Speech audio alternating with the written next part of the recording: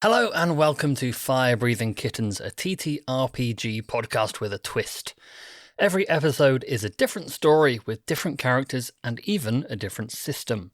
So if you're looking to try out a new system, chances are we've probably played it, and we tend to get most of the rules something in the realm of correct.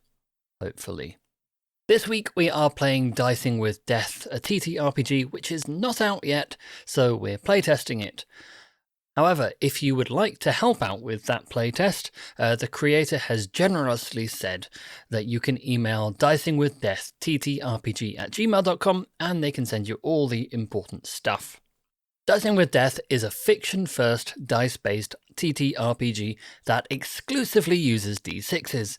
Challenges are overcome by contested rolls against the GM, who takes on the role of death itself. You will always find yourself at a disadvantage, having to use your wits and guile to survive, risking your own safety and the safety of your party to defy the odds and weave your own tale. It's a fiction-first, improv-heavy system, and the rules act somewhat more like guidelines. The aim of the game is basically just to have fun and tell a good story, but I am going to tell you how the roles actually work, just so you can understand what's going on in the episode. So, we only roll d6s, and each roll is against me, the GM.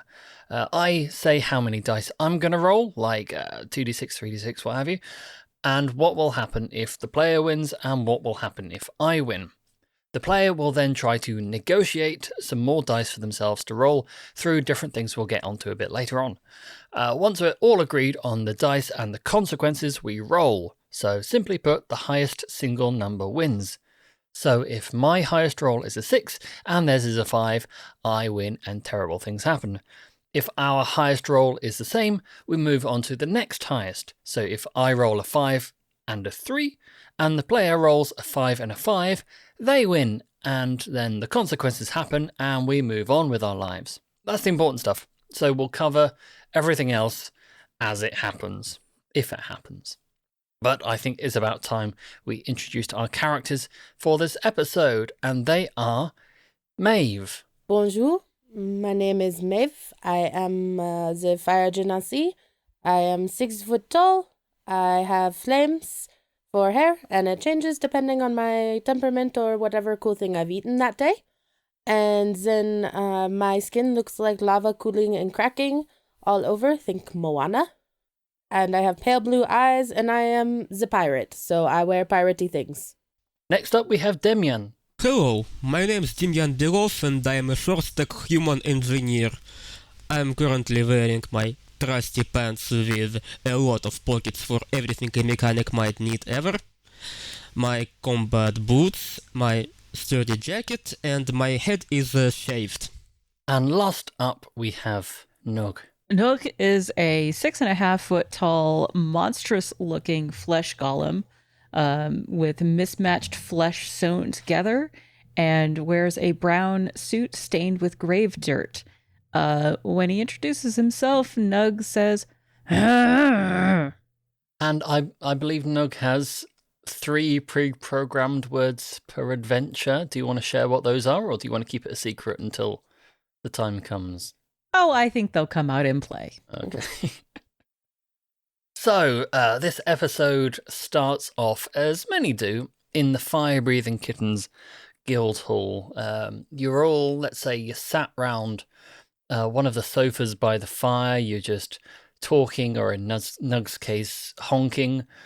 Bonjour, friends. I have not adventured with you before. Are you here as well to get the jobs?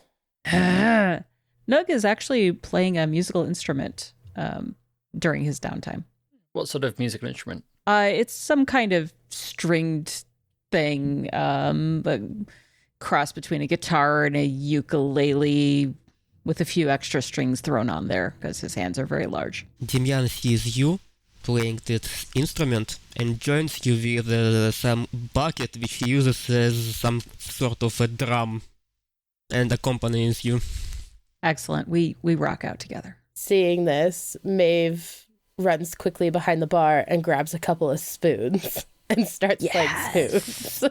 I think anyone else, any other guild members who are kind of sat around trying to enjoy some quiet time will look over in your corner with, I don't want to say hatred, but a certain displeasure, I would say.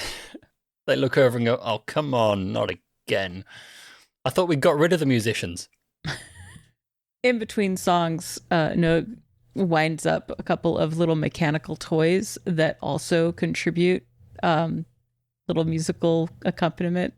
All right, so let's say in a convenient break in between sets, you're at your halftime, you're at the interval. Nugh, the leader of the guild, he's a dwarf about, according to the wiki, 2 feet tall, which is embarrassingly small. Walks out of his office, accompanied by another dwarf. This dwarf has sort of bleached blonde hair. There's a streak of blue in there. And they seem very deep in conversation. And luckily, because you've coincidentally stopped playing at this time, you're able to hear what they're talking about. And Nugh is saying, oh, don't worry about it. We're going to get our best people on it.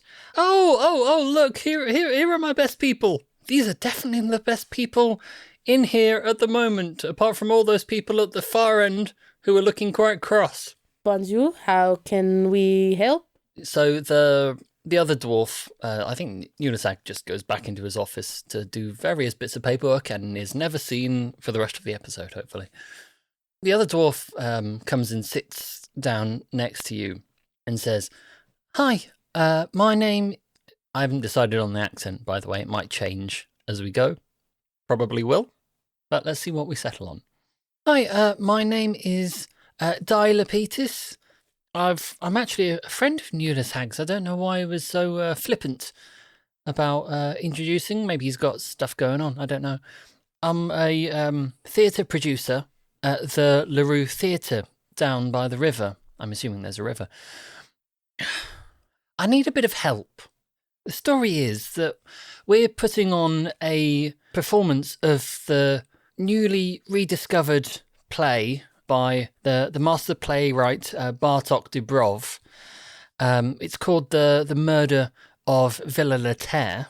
However, we've run into a couple of snags during rehearsals, and our lead actors, all 3 of them, have become injured during the course of rehearsals, and some of the rest of the cast seem to think the performance, the play even, is haunted or cursed or something. But the thing is, the performance is tonight. We're meant to go on tonight, and my 3 lead actors have completely pulled out due to various broken limbs and illnesses, and I don't know, there was someone got possessed, I don't know. And the short version of it is that if we don't put the performance on tonight, if we don't go through with it, then the theatre is bankrupt. So that's why I came to Nugh to see whether he could help source some new actors and maybe just some people to help put the performance on tonight. So I was wondering whether you 3 would know of any people who you know who may be willing to help out and be part of the performance. They don't need to be good. I just want to say they don't need to be good actors. The state of theatre at the moment, the audience, if they see people flubbing their lines, they will just think it's like an artistic choice or blame the writing. So you don't have to worry about the actors. We've already sold the tickets anyway, so it's just, if we had to cancel it, we'd have to refund them, and then, the theatre would, as I said, go bankrupt. So if you're able to find 3 people to help, that would be absolutely fantastic. Just send them to the theatre, and we'll get them suited up. So while she's been speaking, Nugh has been sort of jotting things into a notebook, and he takes out a slate and writes on the slate script with a question mark. Yes, don't worry. We will provide that for... There might have been a misunderstanding. I'm not asking you to take part, more to act as producers, to source the talent, as it were. Nugh looks a little disappointed when she says that. Well, we still need to look at the script. I mean, we can find you somebody, but they might not fit in the requirements for the role. Well, as I said, they don't actually need to be that good an actor. I mean, if we grab some, I don't know, little girl to play your villain, that wouldn't be okay. Oh, well, I mean, hopefully there would be someone you know, surely. Unless you know a lot of little girls, we probably shouldn't be talking about this sort of thing. I mean, there is, if you are looking for child actors, there are the Sea Scouts that sell cookies. I'm sure we could chat to some of them. No, all the parts are for adults. I'm not quite sure how we got onto casting children in this. I wanted to give you an example of extremely mismatched Yes, actor that for was the it. role. No, you're completely right. Yes, that would be a total mismatch. So we need to see the script to get who you want to see on these roles. Well, just anyone you think would be. We have the two main leads. They're two lovers, and then the villain is just a general bad guy. If you know any bad people who would be able to bring a certain evilness or moral ambiguity to their part, that would be quite useful. You said your main leads got hurt. Would you like some assistance in sussing out the reason, or just the casting? A bit of both, actually. If that's something you're able to do, my thinking was if you can maybe find the people for the parts, and then you send them to the theatre, and then maybe tonight during the performance, you could keep an eye out just to make sure, or at least just to keep them safe, keep the things going, keep the show going on, Nugh writes another thing on the slate. What if Nugh get hurt?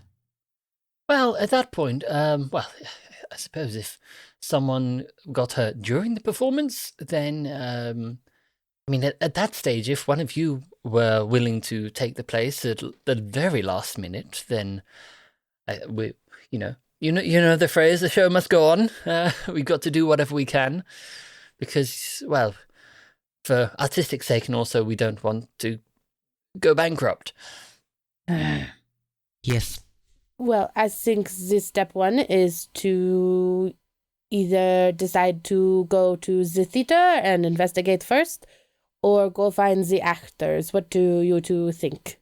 I think we should probably find the actors first, while we still have time. Birthday. Yes, birthday. Oui. Do you two have anyone in mind? Not in the slightest. Yes, we should probably drag some random people from the streets to the theater. Nugh shakes his head and then erases his slate and writes villain equals spark and holds it up. Yes, the villain needs to have some kind of evil spark, unless you know of someone called Spark. He nods emphatically and erases the slate and writes Prof. Spark. So let us go to the Spark, and then I have a few suggestions. Okay, well, luckily, not to pull back the curtain too much, but I did write down a couple of special NPCs just in case you chose one very specific to your characters. Then we had special extra little mini quests to recruit them. So you've managed to stumble upon one such special NPC already. So that's handy because it means I didn't do the work for nothing. Yay! You had me sold with the possibility that she could get hurt. So, Nugh, I think it's fair to say that you're probably keeping an eye out for any mention of Spark around the city. Oh, yeah. I mean, I know where she lives. You have her address. Because I used to live there. So, yes. Well, it just so happens that you've heard tell of her being over the other side of town for an academic convention today, something to do with showing off scientific magical marvels. So how do we make travel interesting? Well, let's see. Can anyone think of a particularly stupid yet dangerous thing to happen on the way to a place which is probably quite easy to get to? A food truck explodes. Okay, brilliant. So on the on the walk over to the convention center, because that's probably where they have it. What a convention center looks like in this setting, I don't really know. But as you're approaching it, they've got like a side loading area for the catering carts, and they've got a couple of people loading up and unloading, and you can hear some shouting from them going, "No, don't put the exploding eels over there. That's where all the beer is. It'll explode. You've got to be really careful." You go, "Oh no, one of the kegs is starting to roll away. Oh, whatever else shall we do? Help, someone, please.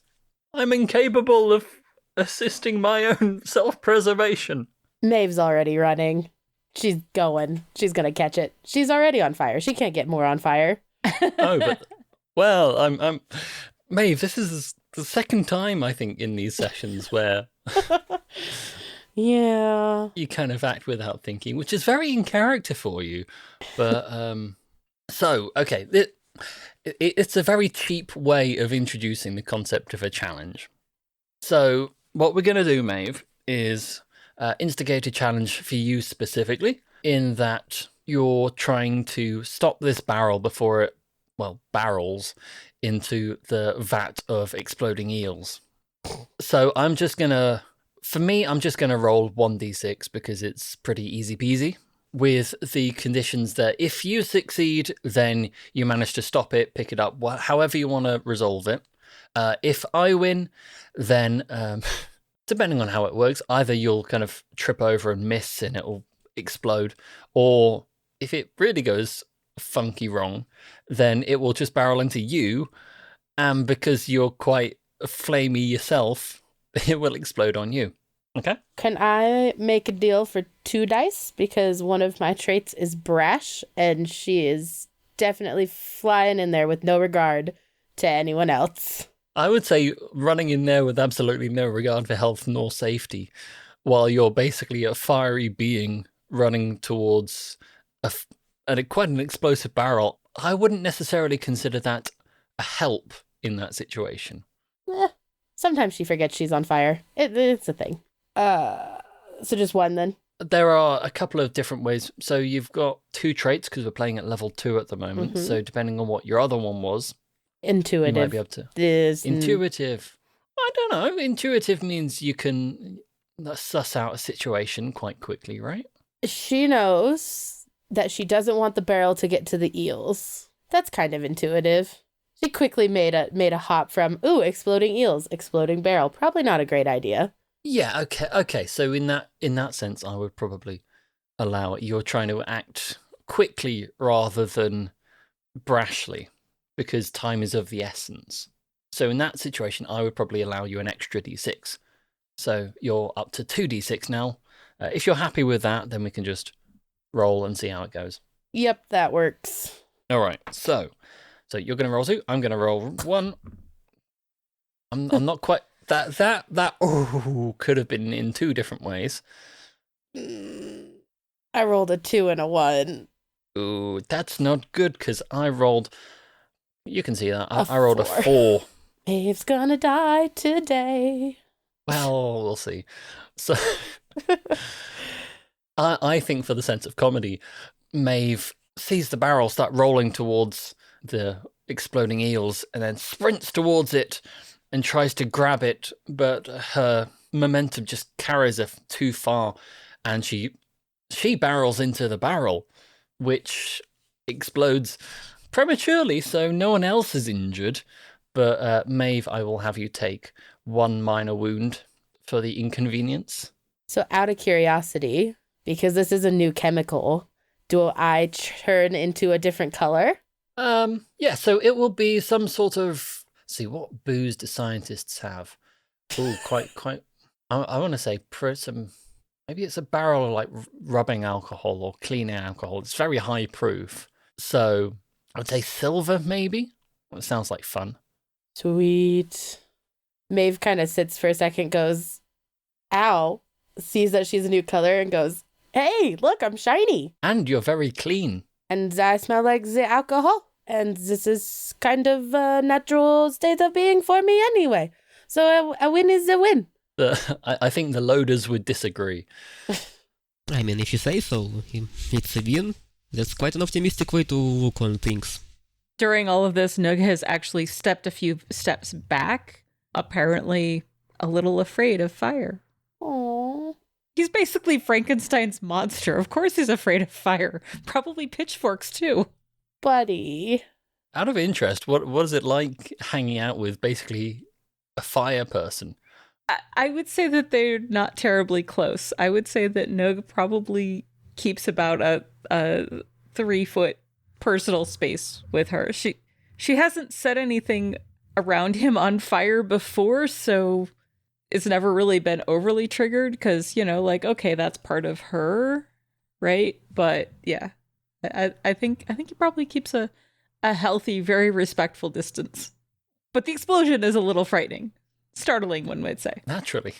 Moving on into moving away from the slightly peeved loading workers, you make your way into the convention center and have a wander around. You see all sorts of magical, technological marvels being shown off. My brain instantly went to toilet with a black hole in it. So it's a non-flushing... Well, it's a toilet that doesn't need flushing. Someone's trying to show that off and also trying to prevent people putting their hand inside it because bad things happen when you put your hand in a miniaturized black hole.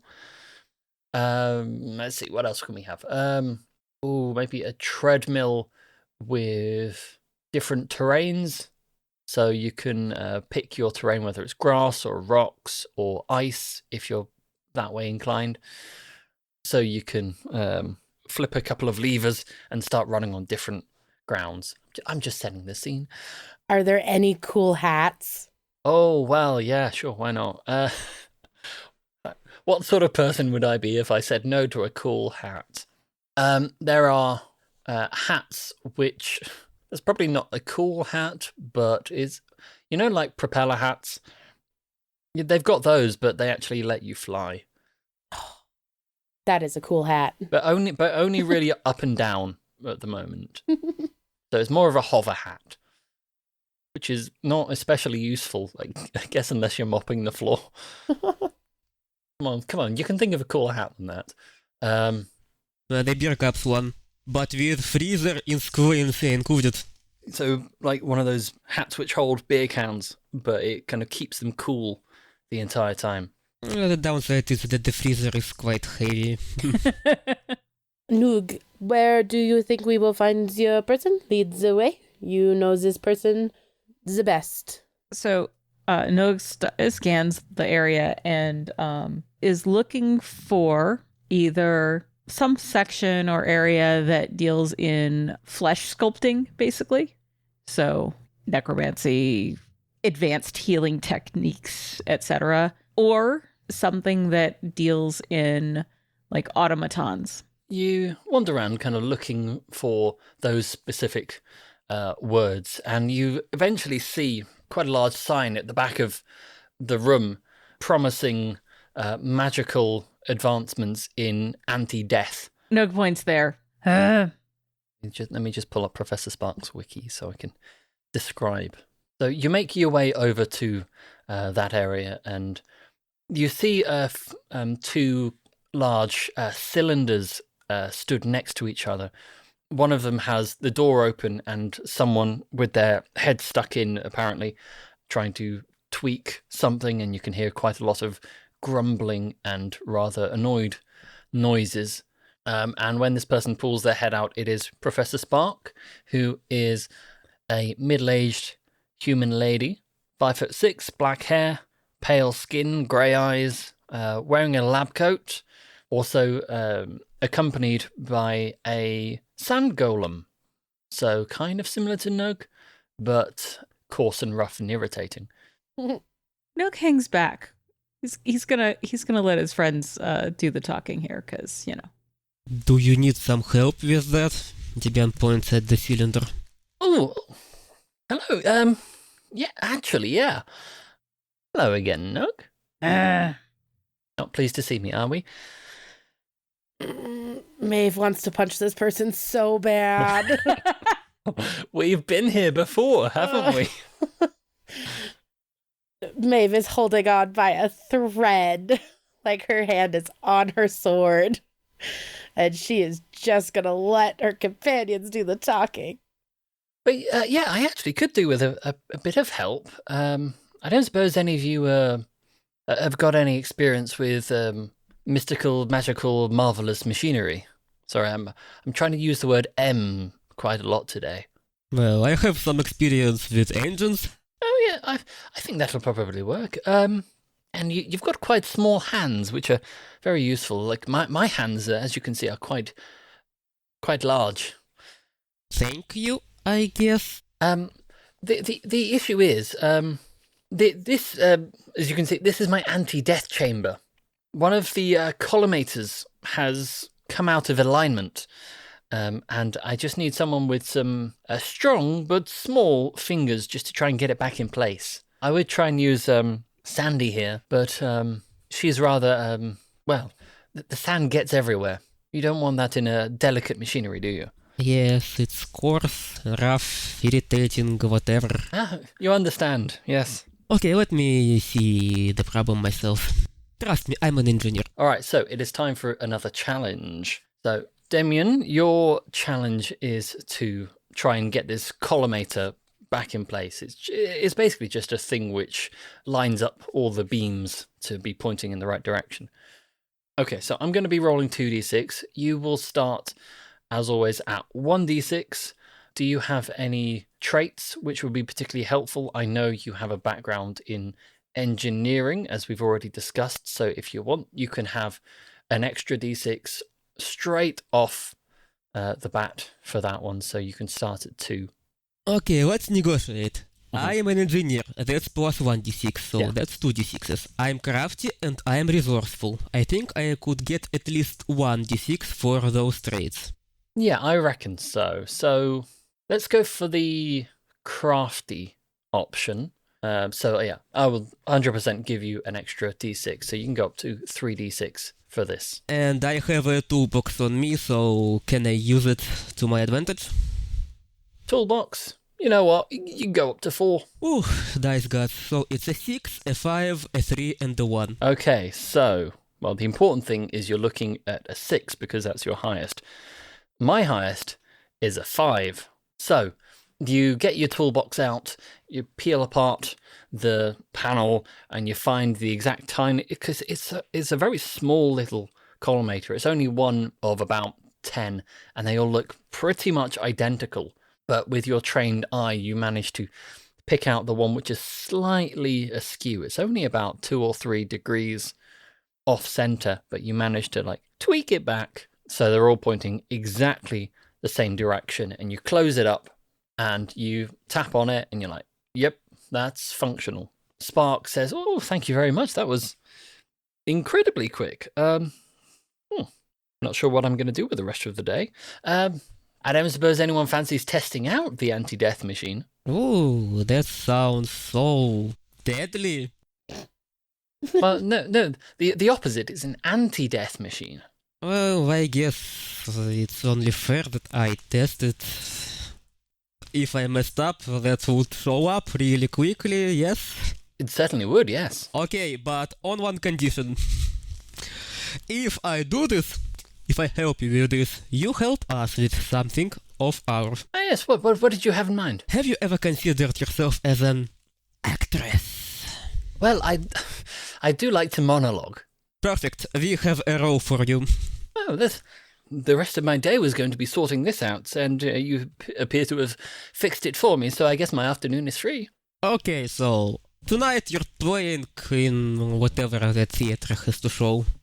Yes, well, we'll get the details later. Right, I'm getting into your anti-death chamber or whatever it's called. Start it up, I'm ready! I have a question. Mhm. Is it like a...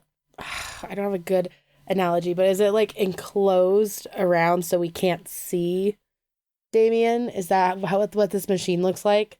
It's kind of like in Captain America, the little kind of pod he ends up being put in to be Captain America-ified. The minute that shuts around him, Maeve goes up to Spark and tells her, "If you kill my friend, I kill you. I kill everyone you love, and I make you suffer because the friend over there does not seem comfortable with you, and I am being nice because we need you to act for us, but if you kill him, I kill you. Clear?" You're not a very trusting person, are you? No. Well, I can respect that. I would probably say the same in your position. So during all of the repairs and everything, Nugh has pulled Sandy aside to have a, quote, conversation Gollum to Gollum. Yeah, sure. Is Sandy able to speak? That depends. We need to have a quick discussion about whether golems have their own little language between themselves. Oh, not typically. Nugh can't speak because Professor Spark didn't finish his vocal cords. So literally, he just doesn't have the right equipment. But Sandy is a sand golem, so I don't know. You can decide. I'd say Sandy is more of an animate blob of sand, so it's mostly non-verbal communication. So there's probably a certain amount of gesturing going on. Yeah, people thought that about Nugh too. So that's why Nugh is going to try to have a conversation with her. Okay. So I'm not sure how this will play out in an audio medium, but let's go for okay. it. Well, I think we can more describe, but he between writing on his slate and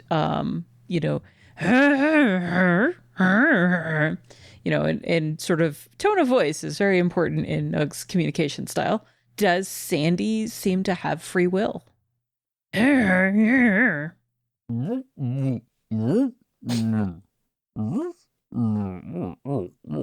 Wow. Which roughly translates to Spark didn't even finish her mouth. Huh. blob of sand. So you get the sense that Sandy is trying to say that she was created just to assist, and free will is kind of a bit pointless for her. There's not a lot in terms of function that she feels she can do, so free will would be wasted. It's quite sad, really, isn't it? Does Sandy wear clothing? No. Blob of sand. Blob of sand. Is blob of sand malleable? Yeah, blob of sand. Right. I take out my most recent poetry journal and I give it to her and I say, and I kind of gesture like she's like to put it inside. So Sandy will take it, and as soon as she develops eyes, I'm sure she will take a look at it. I mean, she's got to have some way of perceiving the world, right? Yeah. Because I mean, if it was in Braille, we might have a better chance, but... Well, Spark points to something and says, do this. So, like, she's got to have some way of perceiving the world. So, Vibrations in the air. Yeah. I mean, that's just sound. That's just sound. Most of Nugh's poetry has to do with the struggle of free will and servitude. And I have a feeling this will be very impactful for Sandy if she can read it. When she can read it. Someday. She will take that as gratefully as a blob of sand can. But boy, am I going to tell you, you're going to hate how this anti-death chamber works. Because as Demyan gets into one of the chambers, Sandy will get into the other one. And Spark explains, at the moment, anti-death is a bit of an abstract construct. Due to the laws of the universe the way they are at the moment, you can't just prevent death. So what I've figured out here is more of a transfer system. So the damage that, in this case, young Demyan would take is transferred to Sandy. But luckily, because Sandy is, as you can imagine, a blob of sand, physical damage does absolutely nothing to her. So it's much more of a kind of a zero-sum game, if you will. So let me just pull this big, imposing lever. It's a big one. Activate. And there's a bright, whirring kind of go.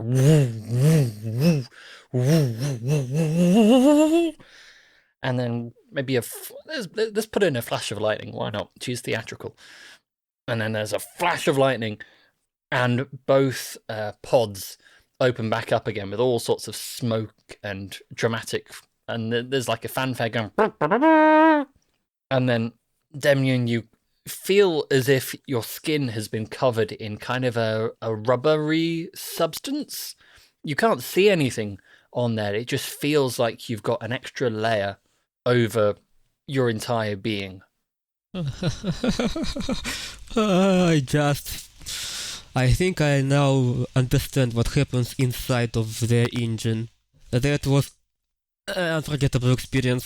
By the way, why does my skin feel wrong? Well, that is the anti-death encapsulation field. So, Maeve, you have a sword. I'm not quite sure how to ask this, but usually it's considered rude in social circles to ask someone to stab their friend. It's more of a demonstration. I would personally understand if you would rather not injure your friend or risk injuring your friend, but... Does it have to be with the sword? Could I not just poke him very hard? You know what? Yes, you could. I didn't think about that. Yes, you could. Do you mind if I poke you? Kind of hard? Demyan just throws up his sleeve, just not to damage his clothes. So, go on. And she pokes him hard. Demyan, you feel absolutely nothing as Maeve's finger comes into contact with your arm. Whereas on Sandy, who's stood next to you, you can see there's a finger-shaped imprint on that exact spot on her arm. Wow, that's fun. Demyan just takes a screwdriver, places his hand on some flat surface, and plays 5-finger fillet with the screwdriver, and stabs him in the hand right in the end. Just... and his hand is stabbed with the screwdriver. Yeah, so as you do that, your hand feels absolutely nothing. Even though it does appear that the screwdriver goes through your hand, you feel nothing, and it seems like it's just magically passed through, whereas a hole appears in Sandy's hand, but as you pull it back out again, on her hand anyway, it just refills back up with sand. Wow. Witchcraft. I like it. It's only the natural conglomeration of magic and science. It's really quite simple. Well, it's not, actually. It took years and quite a lot of funding. Please take me as your apprentice. We'll talk about it later. But I should warn you, the effects will only last until the end of the day. We can't have you running around and being completely invincible. Also, Sandy needs some downtime. I'll try not to get myself too damaged in the end. Nugh looks over at Sandy, kind of, again, steps aside. Huh? Writes on the slate, hurt? With a question mark. Oh, wait, with also shake of the head. Okay. I've forgotten we can just describe what's going on.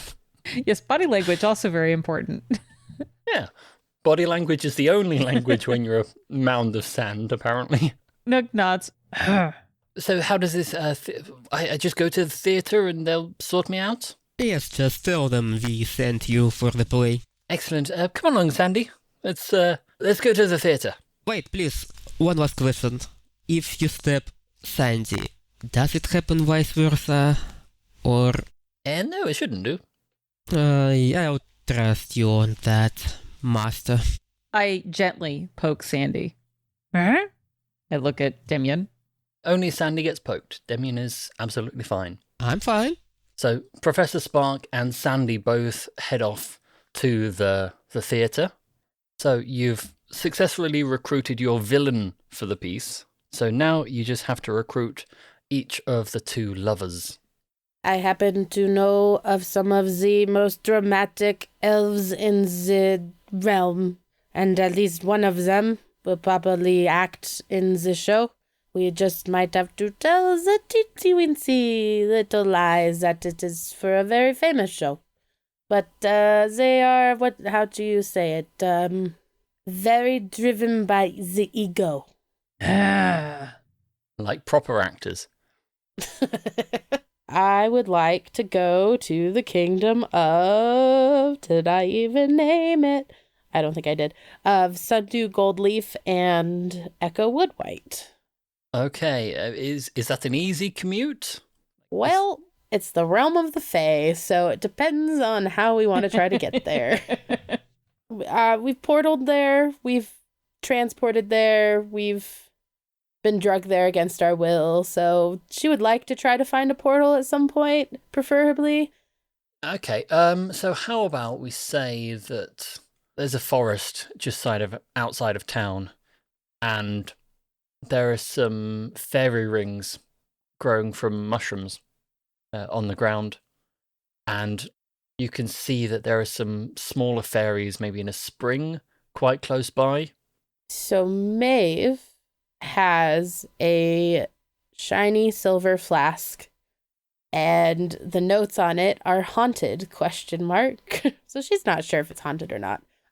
She approaches the fairies, and she says, because she knows, this is intuitive, she knows, since she worked in the Fae Court for a while, she knows that generally they like gifts and will do stuff for gifts. And she says, "Hello there, my name is Maeve, Dare Flame. I am previously under the employ of Echo Woodwhite and his co-king. I have this flask here, and you can fill it with many different liquids. You can also use it to play pranks, as I'm sure you all know how to do. I unfortunately have lost the magic ring that allowed me to open the portal back to the kingdom, and by lost I mean they took it when they terminated my employment, and I would like to request that you help me get there." One of the fairies, in this world, they're only a couple of inches high.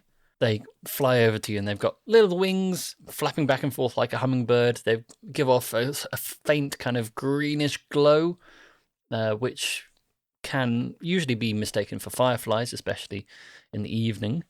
Again, just setting the scene. One of them comes up to you and goes, "All right, let me get this straight. You want to get back into our..." I don't know why they're Cockney. Let's go. "Right, let me get this straight. You want to get into our world, even though you got booted out of it, what, how long ago?" The timeline is a little... like 10 or so years ago. It was amicable. You don't, when you lose your job, keep the keys to the buildings. They took my keys to the realm. So I can no longer travel there freely, and I've very much so would not like to try to summon them here, but if we must and you are incapable of assisting, then I apologize. You looked very capable. Well, I'm totally capable. I'm very important in my field. Of course I could open the portal if I wanted to. I've totally got that power. Totally. See, when you say it like that, you sound like the teenager that is just bluffing. So, I am not bluffing. do you want the flask, or is there someone else I can talk to? Maybe your parent or the person in charge of your job? Well, that depends. Is this a bribe? This is not the bribe. This is a gift. Oh, that's a shame, because we could do it if it was a bribe. You may call it the bribe. Some of you are very touchy about the B word. Oh, so is it a bribe or isn't it a bribe? Get your story straight. I like the way of thinking. Maeve is slowly, like, her flames are starting to pulsate in anger, and this is why she quit her job.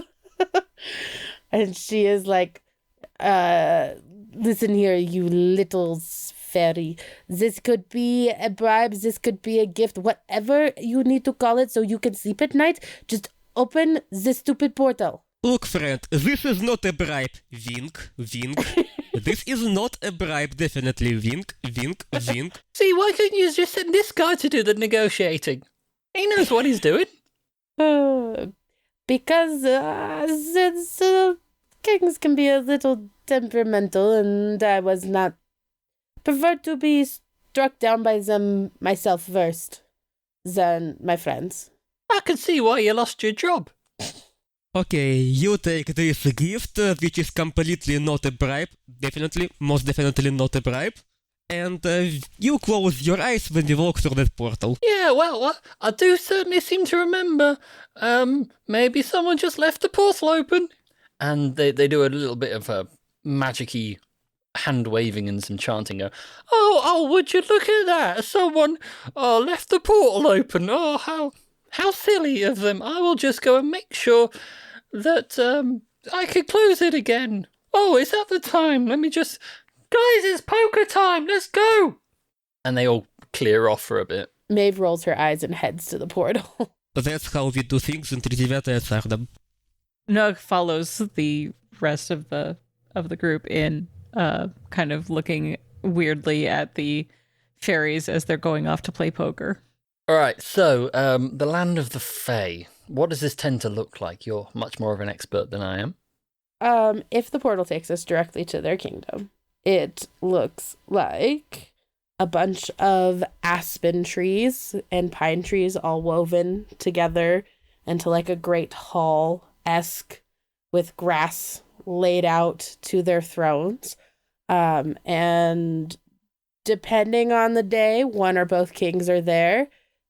They're also very dramatic and like to fight all the time. Listeners, if you've been longtime podcast listeners, they have appeared in a couple episodes. So they might be familiar to you.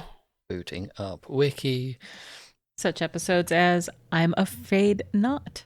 Oh, good. Floor, sociopath. Oh, this will be easy.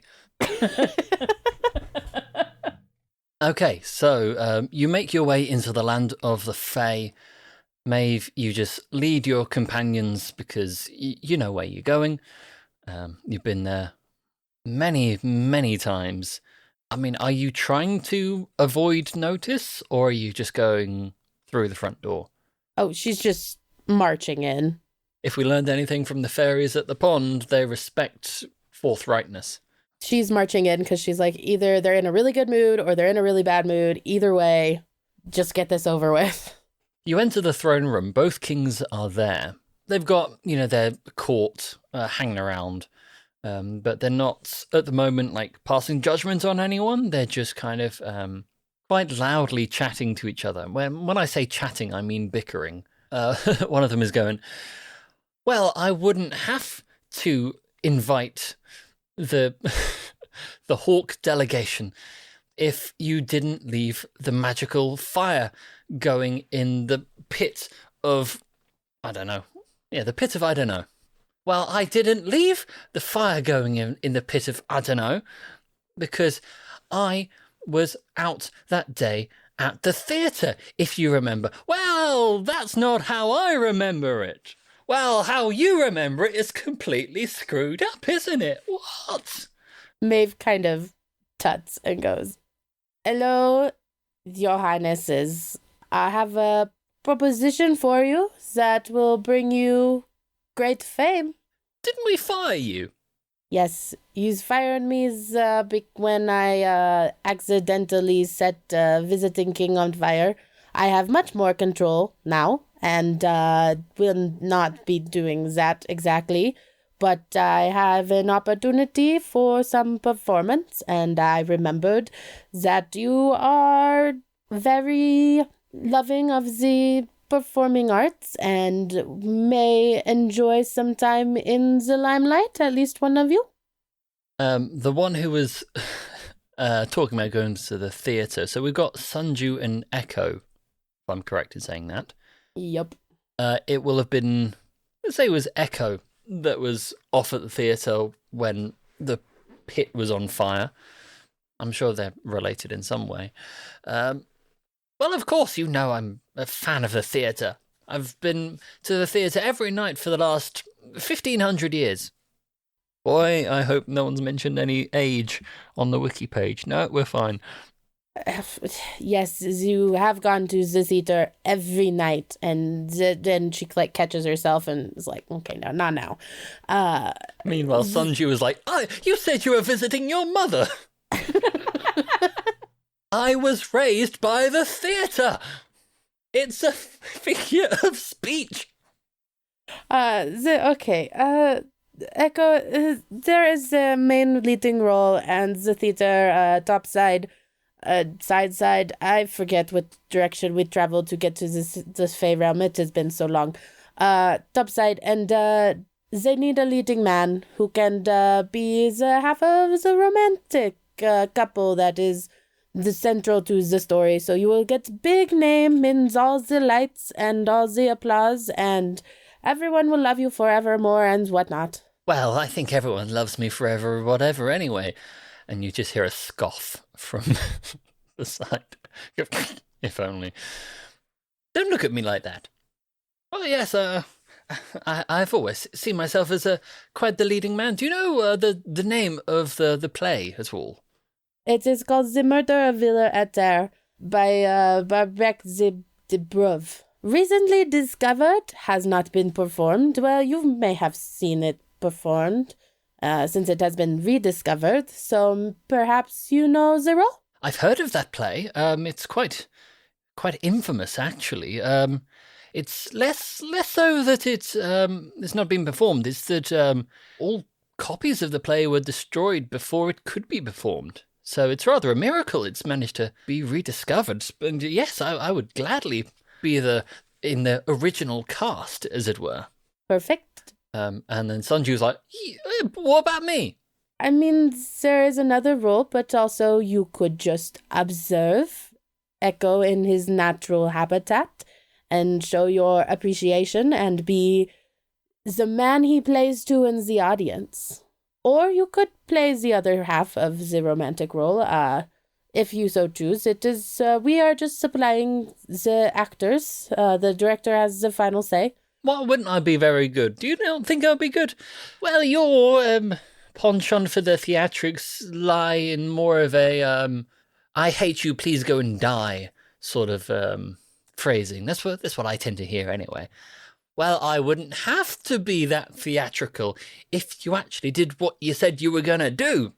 I took the bins out like you asked before I went to the theatre. Yeah, you took them out of the kitchen and you put them into the hallway. That does not count. Well, the boys. Excuse me.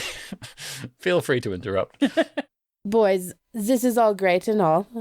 However, the arguing could occur in the back rooms of the theater to add a little bit of mysterious mystique to our main leading actors. Yes, so you can... Shoo, go to the theater by the river. I'm sure you can find it. And she is just in her brain going, dear Lord, please don't let me have to travel with these two. Please don't let me have to travel with these two. You know what? You're absolutely right. I'll tell you what. If we go and do this bit of treading the boards for you, I hear that outside of one of our portals in the material plane, there are a group of fairies hanging around a pool, taking bribes to let people in. Oh, no. Now, I'm not saying anything about the manner in which you got here, but put it this way, they're not meant to be doing that. In fact, they were all fired from their roles for this exact reason. So you would like them to not do that anymore. That is fair. Well, ideally, I would like them imprisoned, because they escaped the plane, and our jurisdiction doesn't quite cover the mortal plane. So if you were able to apprehend them and just, I don't know, throw them back into a portal, we could take it from there. Yes, I can apprehend them pretty easily, and they are just the little ones, right? Yeah, those are the ones. The gatekeepers. So I will apprehend them and send them back. Okay, toodaloo. We'll see you at the theatre. Did they leave? Well, more of they do some clicking of fingers and pointing, and the three of you are sent back to the mortal realm, more or less where you left, kind of around the pool. Maeve deflates and looks at her companions and goes, "This is why you never work for the royalties. They are such... They are just... Yes. Yes. You see. The royalty is all the same everywhere. Are the fairies still hanging around? Yeah, well, I think through the trees you can hear, "Ha! Straight flush, take that!" Demyan has an idea. He sneaks up on them and just shows himself up so he can be seen by them. But he looks like he doesn't see them, looks around and says, "Oh, where are those fairies that we were told to arrest? Oh, if only I saw them." Then he looks at the same guy he talked before and winks. Oh, well, who could possibly say? Let me just change my colouring slightly, and the green glow changes to orange instead. Oh, well, he must have gone over that way.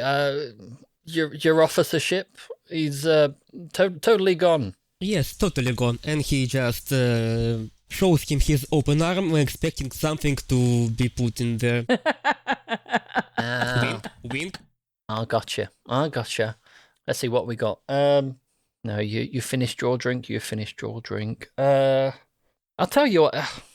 How'd you feel about a solid gold paperweight? Oh, yes, yes.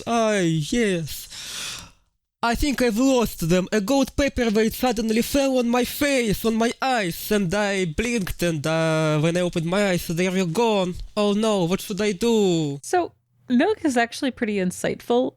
Is that actually solid gold? Yeah, they were actually just using it as a paperweight. It's more of a gold medallion, but they were using it to keep their cards from blowing away. Of course, because they're fairies, so gold has very little meaning to them. All right. Alright, I think I've lost those fairies, so let's just return to Nikamui. That sounds like an excellent plan. And if I need to find them later, that is a later problem. Yeah, they're not going to be super happy when they find out you basically just... you also accepted a bribe to not apprehend the people who were accepting bribes. Well, the good news is she got fired. Yeah. See, people are all the same around the world. For any future GMs listening to this episode, mental note, Maeve in serious trouble with the Fae Court. Actually, I'm just going to write that down. Maeve, hang on, in serious trouble. You're going to have like a legal version where they sue you for Oh God, breach of contract or something. Not the elf lawyers. Anything but the elf lawyers. With Fae Court. Okay, there we go. All right, I've made a note of it. So, you've now managed to recruit both lover parts at once. Lover parts, that sounds very odd, doesn't it? Roles. Both roles for the lovers as well as your villain. So, with that completed, you make your way back to the theatre with nothing untowards or exploding on the way, hopefully. Hang on. Yeah, you're fine. And I think we can probably make our way into the break. So, thanks for listening to this half of the Fire Breathing Kittens podcast. We will pick things back up in a few short moments, but for now, while they make their way over to the theatre, we can beg you incessantly to say that you like us. Maeve, you want to say any more? Yes, speaking of theaters and taking a quick break. And powered by ego. You could also leave a review like user number 6747 said, "Love the podcast, listen to it while driving to work every day." You must have a very long commute, my friend. But thank you for listening. If you would like your review read over the air, feel free to drop us a line on whatever podcatcher you listen to our show on. Yeah, but for now, we'll say a half-hearted, half goodbye to Nugh, Maeve, Bye-bye. and Demyan. Let me wave this paperweight. We will catch you very shortly. Today's mid-episode shout-out is, quote, "To the best pie guys baker, Luca. Your delicious creations have brought joy to countless lives. Waking up this early is worth it when you're there with coffee." End quote. Thank you for supporting our podcast by purchasing a shout-out. Everyone, you can arrange for us to read your shout-out at firebreathingkittenspodcast.com. We also sell paperbacks and hardcovers and audiobooks based on our adventures on Amazon and Audible. Is there an episode of Fire Breathing Kittens that would make someone you know smile? You can not only support us monetarily, but also by telling that person about us. Thank you. And welcome back to the second half of this episode. I hope you didn't go anywhere and you left a nice review for us to nibble on like so many sweet treats. I don't know where that was going. That just came into my brain. Oh well, never mind. We are still joined. They haven't run away, so that's good news for this episode. Still with us is Nugh, Maeve, Bonjour. and Demyan. Привет!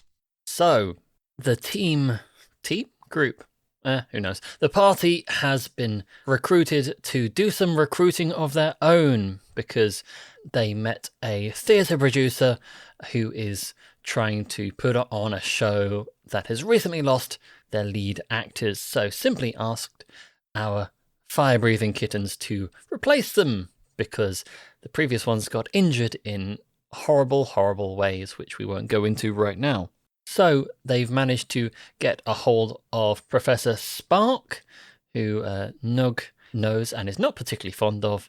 She is going to be playing the villain of the piece, and Maeve got a hold of her old employers, Kings Sunju and Echo from the Fey realm, and they will be playing the two lovers in the piece. So hopefully they can follow the script and not just start bickering, as is their wont.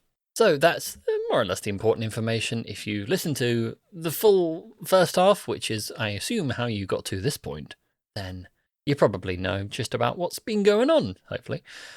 So we'll just jump right in with the second half, which starts with you walking up to the LaRue Theatre. It's an old building, but it's not particularly large. It's not very grand. It's sort of more like a kind of a community theatre, but without the baggage that goes along with it, if that makes sense. It probably doesn't make sense.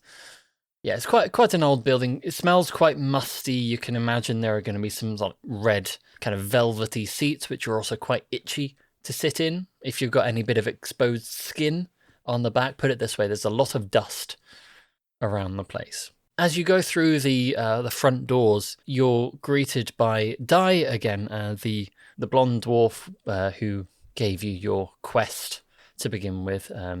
She meets you there, and stood next to her is an elf with silver hair. And Dai says to you, "Welcome. You made it. I'm brilliant. I mean, your choices of actors were quite inspired, really. I'm glad you managed to find them so quickly, and I mean, even without reading the script, I think you got it bang on. May I introduce, by the way, the playwright, Bartok Dubrov, who has actually arrived to watch the performance later on. Bartok, who's quite a tall elf, silver hair, quite difficult to guess ages with elves, says, "A fine day to you all.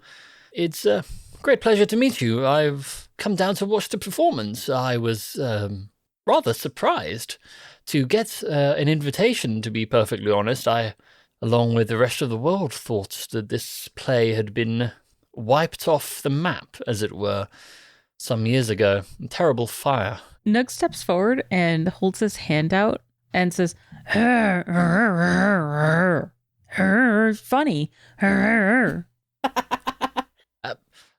I don't suppose anyone has any form of translation available.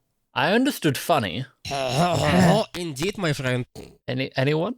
No, I can guess. Let's see. Funny. Interesting one.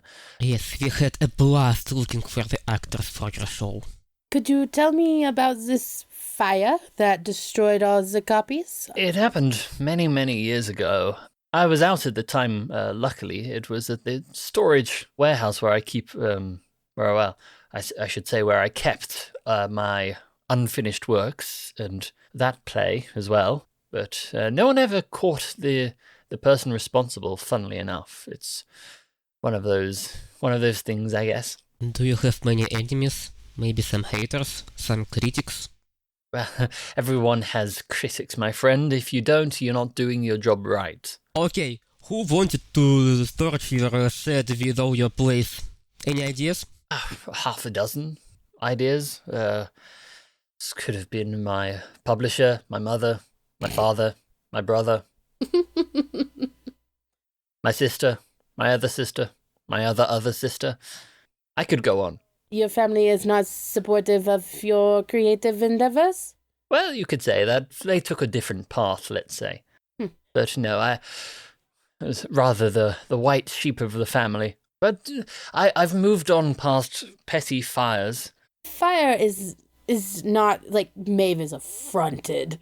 Fire is not petty. Fire is anger and passion and happiness, and it is never petty. Birthday. The happiness, the birthday, fire. Fun! That is true. You do have candles at birthdays, but If a fire lady says your fire is fun, then fire is fun. Simple. I will take your word for it. Although the destruction of my work was not necessarily the best time of my life, but far from the worst, let's put it that way. Take this fire and let it burn in your heart, fueling your passion for another work. I didn't know you were a poet, sir. No, I'm an engineer. Do I look like a poet? Engineering is not poetry with, is it not poetry with the machines? You made that one work very well. I've never put it that way. Hey, you gave me some food for thought. Thank you. Di brings your attention round again after this sparkling conversation and says, can I show you around the theatre? There's quite a lot to show you. And also, if you're keeping an eye on things tonight, it's probably for the best that you know your way around. Yes, that would be very good. I would also like to see where the other actors were had to quit their jobs because of the circumstances. That'll come up in the tour. Don't worry about it. So let me show you around. So I'm just going to talk you through the thing as we walk. So as you can see here, this is the actual stage. You can see there's quite a lot of these older seats around. There's an enormous chandelier just above us. It's very picturesque, but it can be a bit finicky at times. So just be a little bit careful around it. Now, as you can see, let's see back here. Oh, we've got the backstage area. This is where we keep all of our costumes and everything. And you can see your friends over there just getting suited up. So we've got the two lovers there, and then we've got the professor over here getting suited up in this. It's a very lovely dark robe, actually, very nice, very good quality fabric. I didn't know we could afford that. Anyways, yeah. So this is where we keep all of our costumes and everything. And let me just take you beneath the stage because there's something very important to show you. So as you can see up here, there's this trap door in the stage. This is actually where one of the incidents occurred earlier on. The trap door opened unexpectedly and someone rather broke one of their legs. Nasty business, after all. But as you can see, we put a pile of blankets, this crash mat underneath it. There is a bit of a planned stunt during the performance with using the trapdoor, which is why we've got that there anyway. It just went off by accident. Let's see, what else can I show you? Yes, the lighting box. Very important, very important. Let me just lead you upstairs. So over here in the lighting box, and you'll see that there's a series of ropes and pulleys which connect to all sorts of different lanterns, as well as the giant chandelier above the stage itself. So here, if you see, we can pull the lights into different places to create a lighting effect, and also we can, pull them back to light them and send them back out again. It's all very, very technically complex, but I'm sure, you don't need to worry about that at all. We've got someone to sort that for us. So yeah, I think that's all the important stuff. Now, as I mentioned earlier, the thing to do tonight is to just make sure the performance can continue. The actors don't need to be perfect. They don't need to get all their lines right. They can do what they will. It's just important that they keep going. So if you can make that happen, then we should be able to pull this whole thing together. You know what they say, it'll be all right on the night, and it better be. If this so-called curse is real, you may need to be quite vigilant with what's going on. Nugh has written something on the slate, and he holds it up, and it just says, "Other injuries?" ? Ah, yes, so there was the one with the trapdoor, and the other one, I believe it was some level of food poisoning, and then one, I think, got someone, it was an urgent telegram, something about a family member falling ill, or maybe they won the lottery. There's been a lot of things going on today. Needless to say, I'm glad you managed to find the 3 actors we've got today. What exactly happened with the trapdoor incident? The trapdoor just opened seemingly of its own accord. One of the actors was just walking over it, and it just went wunk, and they fell in and broke a leg, which in the theatre is usually a good thing, but not this time. Mind if I take a look? Go ahead. So Demyan just walks to the trapdoor on the stage and drops his toolbox on the trapdoor to see if it will open or not. It won't open, no. Okay, where is the controls for the trapdoor? The controls for the trapdoor are underneath the stage. You will have seen it when you were beneath the stage. There's just a lever. You pull that and it goes. So I want to inspect the locking mechanism and that lever to see if it works as it's supposed and if there are any malfunctions. I volunteer to be the one that drops through the stage. I am used to swinging and dropping in weird ways off of the pirate ship. Be my guest if you want to. So Demyan just walks downstairs and checks first of all the locking mechanism, all the bearings, all the joints if they are greased or not. Well, all the mechanical stuff to understand if it works correctly. Yeah, so this sounds like a good opportunity for a challenge. So, it's fairly straightforward. I'm just going to roll 1d6 for this myself. So I'm going to say that if you win this one, then you look over it and everything seems like it's working the way it's meant to work. Whereas if I win, you actually find a fatal flaw in it, which means that if the trapdoor is stepped on in a very specific place, then it will just open. Not to put Maeve in a position for more injuries, but she is standing on top of this. If you win, then you can just have a look over it, you test it, and it works fine, and Maeve doesn't get injured.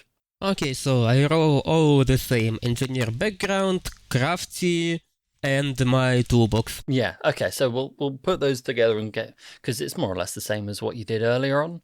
So you can go back up to 4d6 for that. I'll just roll that single one. It's a 6, a 5, a 5, and a 5. Okay, so as long as I don't roll a 6, you're fine. Uh-oh, I rolled a 6. So what we have here is what's called a stalemate. So it's something that doesn't happen often. It's when there's a tie for the highest number, but one of the rollers, like me or you, have run out of other dice.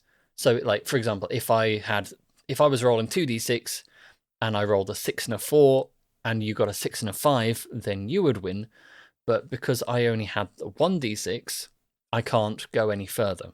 So how stalemates work is that the situation resolves itself as naturally as possible. So I think because of the situation of you being a professional engineer and being very thorough and technical with it, you're not just pulling a lever and hoping for the best. You would look over it, and maybe you spot that flaw, but you can twist a couple of screws and get it sorted before any harm befalls Maeve. And you can just go, okay, I'm ready to go, pull it, and trapdoor opens as planned. Maeve lands as expected like a ballerina pirate and looks very graceful doing so. She somehow sourced a hat from backstage as well. Oh, works fine for me. Yes, that did not seem very dangerous at all. I mean, you could have stepped on the wrong plate and just... But no, don't worry, I fixed it. Trust me, I'm an engineer. That sounds about right. I am not very mechanically inclined, so I will trust your expertise. Shall we decide what our game plan is for tonight? I suppose I'm gonna sit on the light box and just observe if everything goes well with the mechanical part on that side.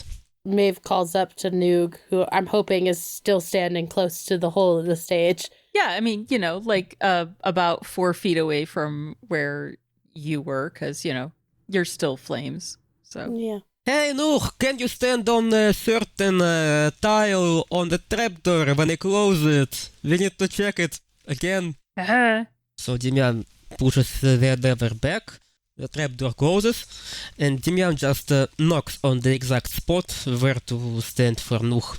So Nugh goes and stands directly on it. And quite luckily, Demyan's managed to fix that particular fatal flaw so you don't crash through the trapdoor and it stays in place. And it's quite a stress test. Nugh weighs like 300 pounds. He's heavy because he's huge. Yeah, so maybe there's some creaking, the boards go... Yeah. But they stay. Nugh, you ready, my friend? I'll take it at a yes. And Demyan pushes the lever. No, I think it's only fair that Nugh lands safely. So underneath a stage, it's not a lot of clearance. I imagine that the trapdoor opens, Nugh drops, and it only comes up to like just above his waist because he's 6.5 feet tall. Like, he's huge. I mean, 6.5 feet isn't like a huge amount of space. Well, I mean, what if you had a tall actor that had to drop through it? They would crouch when they land. I think our stage had 7 foot of clearance, I think, is what that measurement is. I don't have to duck. Okay, so maybe it's quite close. Maybe like the trapdoor would like bash you in the head on its way back up, or I mean, unless you ducked, of course. Okay, so I will duck as I fall. All right, Nugh, where are you going to be for the night? I was thinking since Demyan is going to be on the lightbox, I could stand backstage in case... I mean, I'm not very artistic, but I could at least pretend to feed lions or bash one of the kings over the head if they decide to argue. Either or, I'm not too picky there. But what about you? I look over at the orchestra pit, if there is such a thing in this theater. Yeah, I forgot to put one in, but yeah, we can put one in. I point at it and I pull out my instrument and my 2 little toy backup band members. I'm sure this play has music, right? I'm sure I'll have an overture at the very least. Uh-huh. Right, the stage is set. The actors are in place. We'll cut to that evening. So the theatre is now open for business. The guests are... Guests? Audience, that's the word. The audience is coming in. They're all finding their seats. The place is pretty crowded. The who's who of Nugh have decided to leave this one alone because it's quite a cheap theatre, not for them. But there's quite a lot of people in there, and you all just take your places just to keep an eye on what's going on. Maeve, you hear the kings are kind of still bickering up until it's their turn to go on stage, but I think for the moment they've kind of decided to set aside their argument for off stage. They're ready to be professionals for once in their lives. So the performance starts. The orchestra, well, it's quite a small orchestra. They start up, they're playing the overture. Nugh, what are you doing as part of that? I am playing with them, so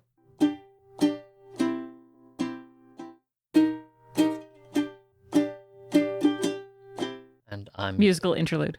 and I'm sure they appreciate your efforts. Maeve is clapping in the wings, hooting, going like, yes, that is the best. I'm sure a few audience members are going, I've never heard a ukulele as part of an orchestra, but I'm warming to the idea. And then there are some purists at the back going, what is a ukulele doing as part of a classical orchestra? It's got no part in that. But then again, they're probably not going to enjoy the rest of the performance, so who cares what they think? Okay, so the performance starts up, the actors start doing their lines and acting.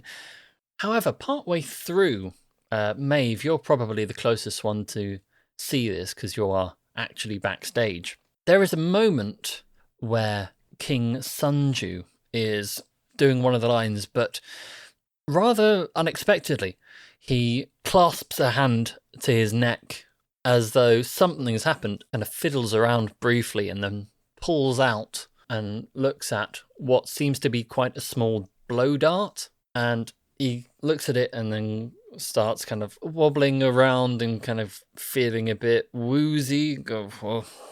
And verily, I beseech to thee that it is not the time or place to be pulling that sort of venture, my friend. I would rather, but my head. Oh. Can Maeve intuit where the dart came from? Like she's got her bow strung ready to fire, but she's not quite sure where to fire yet. Well, that sounds like a good time to also bring in a challenge for you, Maeve. Yes. It would be a shame if I didn't, wouldn't it? Okay, so I'm going to be rolling 2d6 for this one. If you win, then you can locate the place in which the dart came from. Actually, I'll give you a choice. Either you can go and pursue the source of the dart, or you can try and find some way to cure the stricken actor. So in other ways, are you going to be Maeve about this and go and get the bad guy, or are you going to help the person? Well, help your ex-employer. Oh yeah, Maeve's 100% chasing after the bad guy. Fair enough. And then can I make the argument for 2 because she is intuitive and she's used to shooting a bow, so she can kind of guess where flying like objects. A dart is not an arrow, but it can be flown in a similar pattern. Yeah, I'll give you an extra one for that. Sweet. Is there anything in the way of bargaining you fancy doing? Nah. You nailed about what she was gonna do.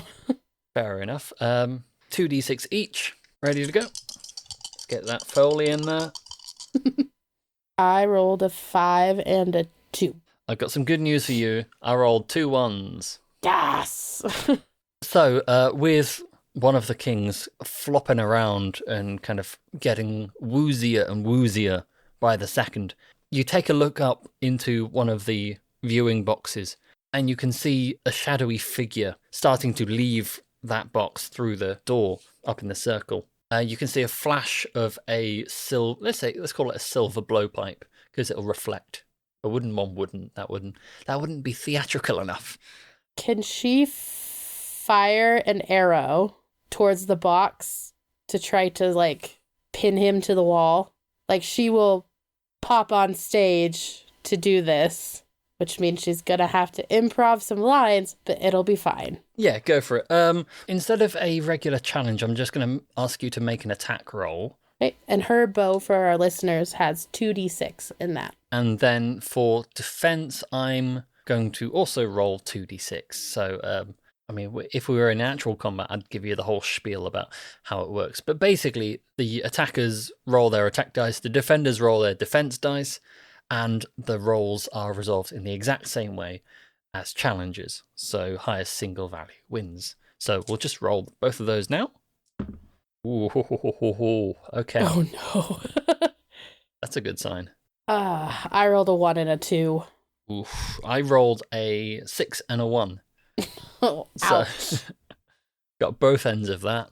But the arrow you send goes thudding into the door frame just slightly above the person's head. So they will kind of like flinch as if they've just dodged death, which they kind of have. And they will escape through the door, sure to cause more mischief in a moment. But I will probably say, because you chose to do that one, King Sunju is literally... he collapses. So this is where Nugh comes in, because that's actually why I'm in the orchestra pit, is to catch anyone falling off the stage.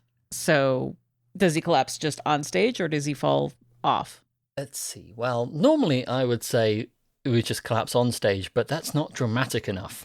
We need him to start wobbling over towards the precipice of the edge of the stage, and for him to go, and the whole audience goes, and so, some of the fairies you chatted to earlier, they've also come to the performance. They're up at the top going, fall off, fall off, fall off. So there's like a kind of a thunking, jangling sound as the ukulele hits the ground, and Nugh just basically catches King Sundu as he falls off the stage in his gigantic hands. So I'm going with insightful for giving myself an extra die for this. Do I need to roll? I mean, yeah, we can do. Let's say that because I'm just going to roll 1d6 for this one, because he's probably not falling a super far away. It's just more that if you win, then you can catch him nice and safely.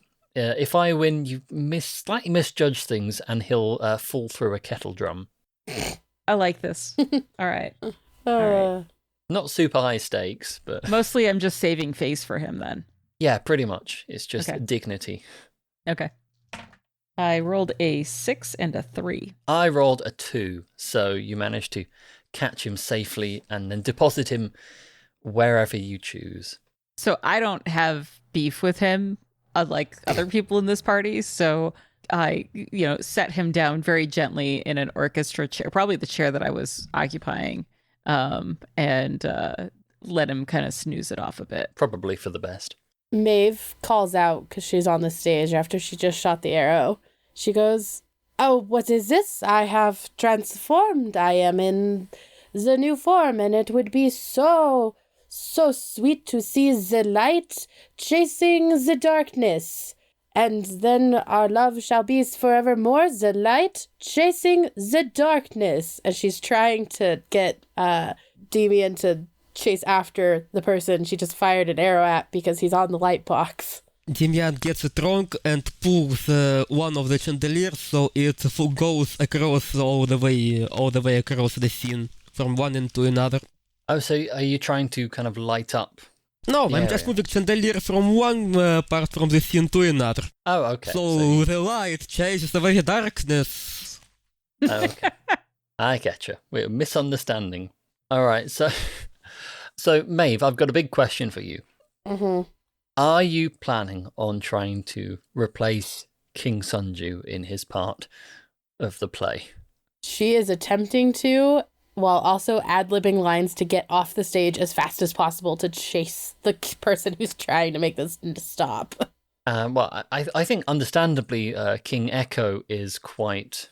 I think he's in two minds because, yeah, his partner has just been knocked out, but also he's probably quite happy because it means he's going to shut up for a bit, and it means he can show off a bit more as an actor. Let's face it, Sundu was upstaging him all the time anyway, so, good riddance, right? Exactly. That diva. Yeah. So I think Echo takes this opportunity to kind of usher you off stage and go, well, if that be the way you think, then I have no need of you right now. Oh, thank God. And Maeve is chasing off to the door where she saw the guy go. And then Echo is like, time to monologue.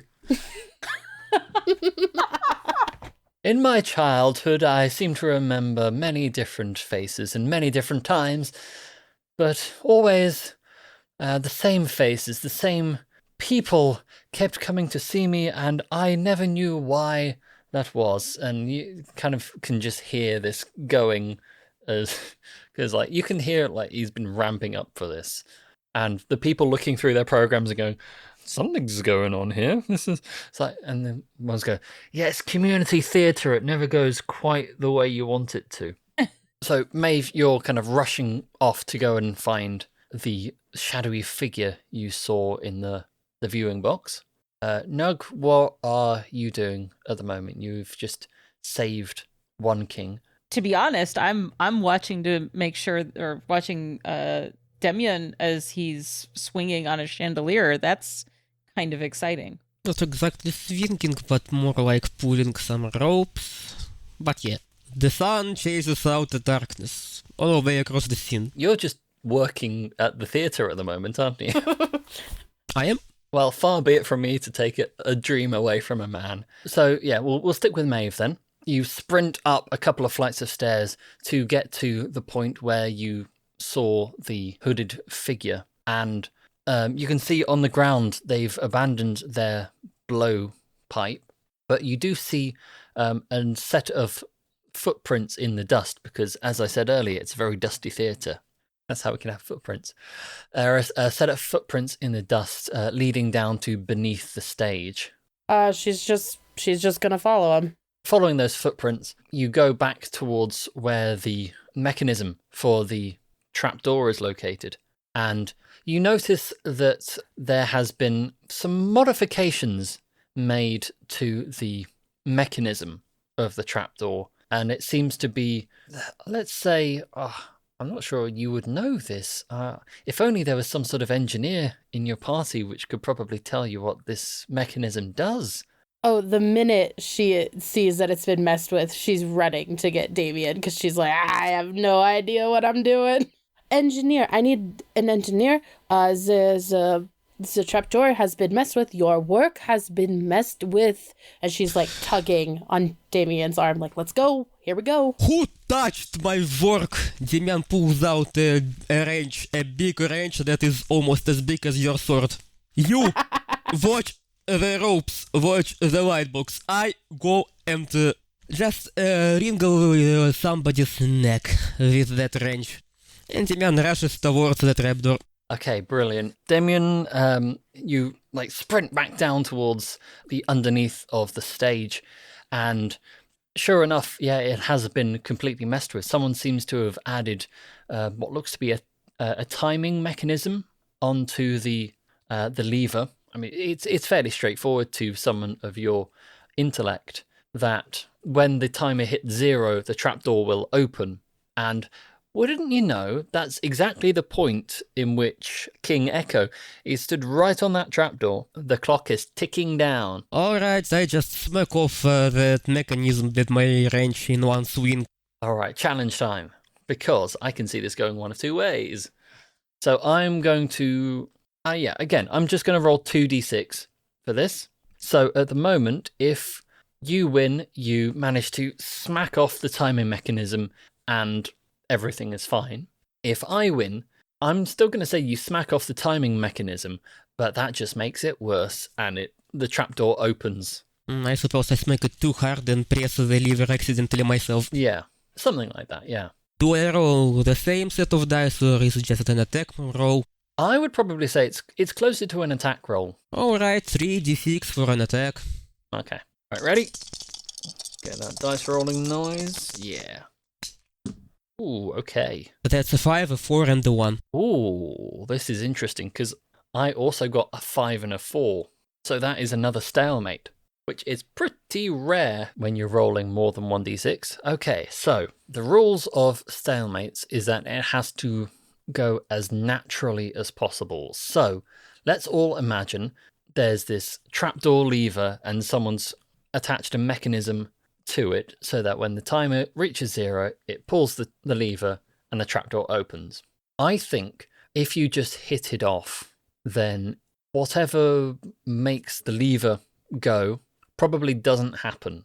because that only triggers when the clock hits 0. So because you managed to disconnect that, then I think it probably passes. I'd say you probably make quite a loud clanging noise. You go because you're hitting a massive wrench, and you probably damage the contraption itself, but I don't think the trapdoor would open.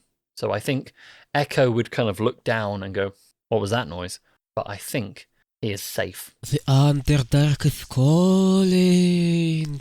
Join us. Not creepy at all. Bam, bam, the clock is ticking. Bam, and Demyan makes noises.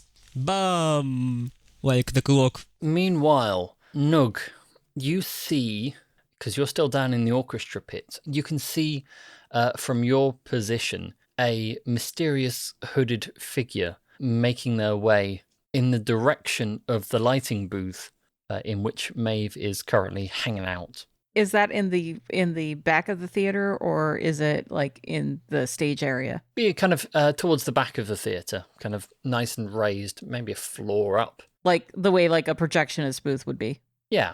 Okay. And this figure is moving towards that's Yes. You know what? Maeve can probably take care of herself. But I will I have a lot of confidence in her abilities to mess people up. I'm just trying to give you something to do. No, I appreciate it. So I will make sure Sundu is safe, right? He's got a chair, he's not going to fall over. And quietly, discreetly, at 6.5 feet tall, discreetly make my way towards the back of the theater as well. Mostly because she's probably going to need help carrying the body. Okay, so you're kind of coming in more as a cleanup crew rather yeah, I'm than backup. Like I said, Maeve does not need my help in this, but you know, if she needs somebody to carry something heavy, I'm really good at that. That's pretty much what I was made for. Could block the door behind him. Yeah.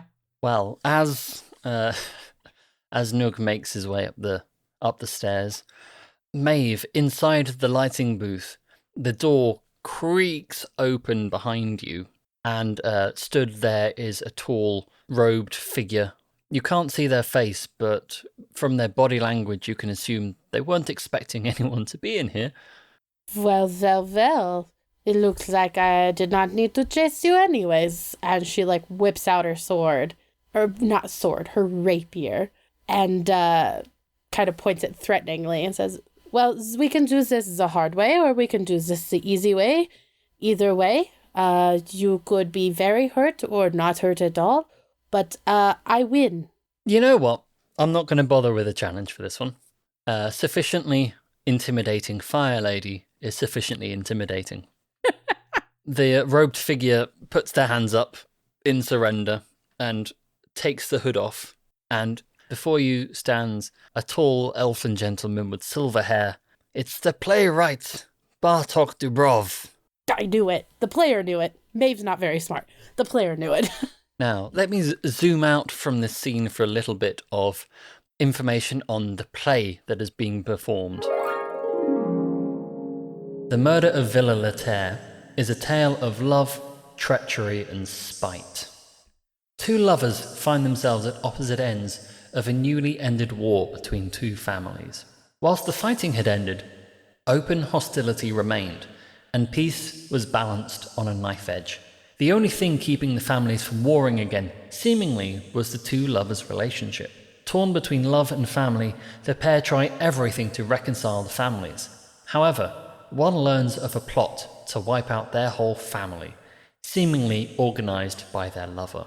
On the other side, the other lover discovers a similar note. Heartbroken and betrayed, the two meet one last time.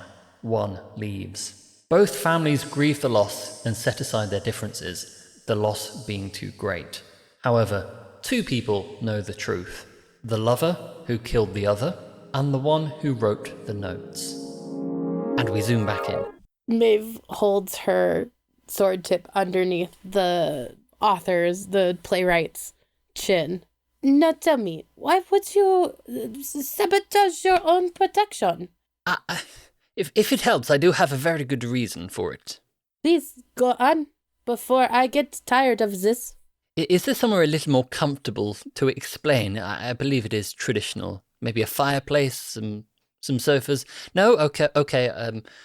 Shall we just wait until your cohort gets here so you don't have to explain it again? That would be nice.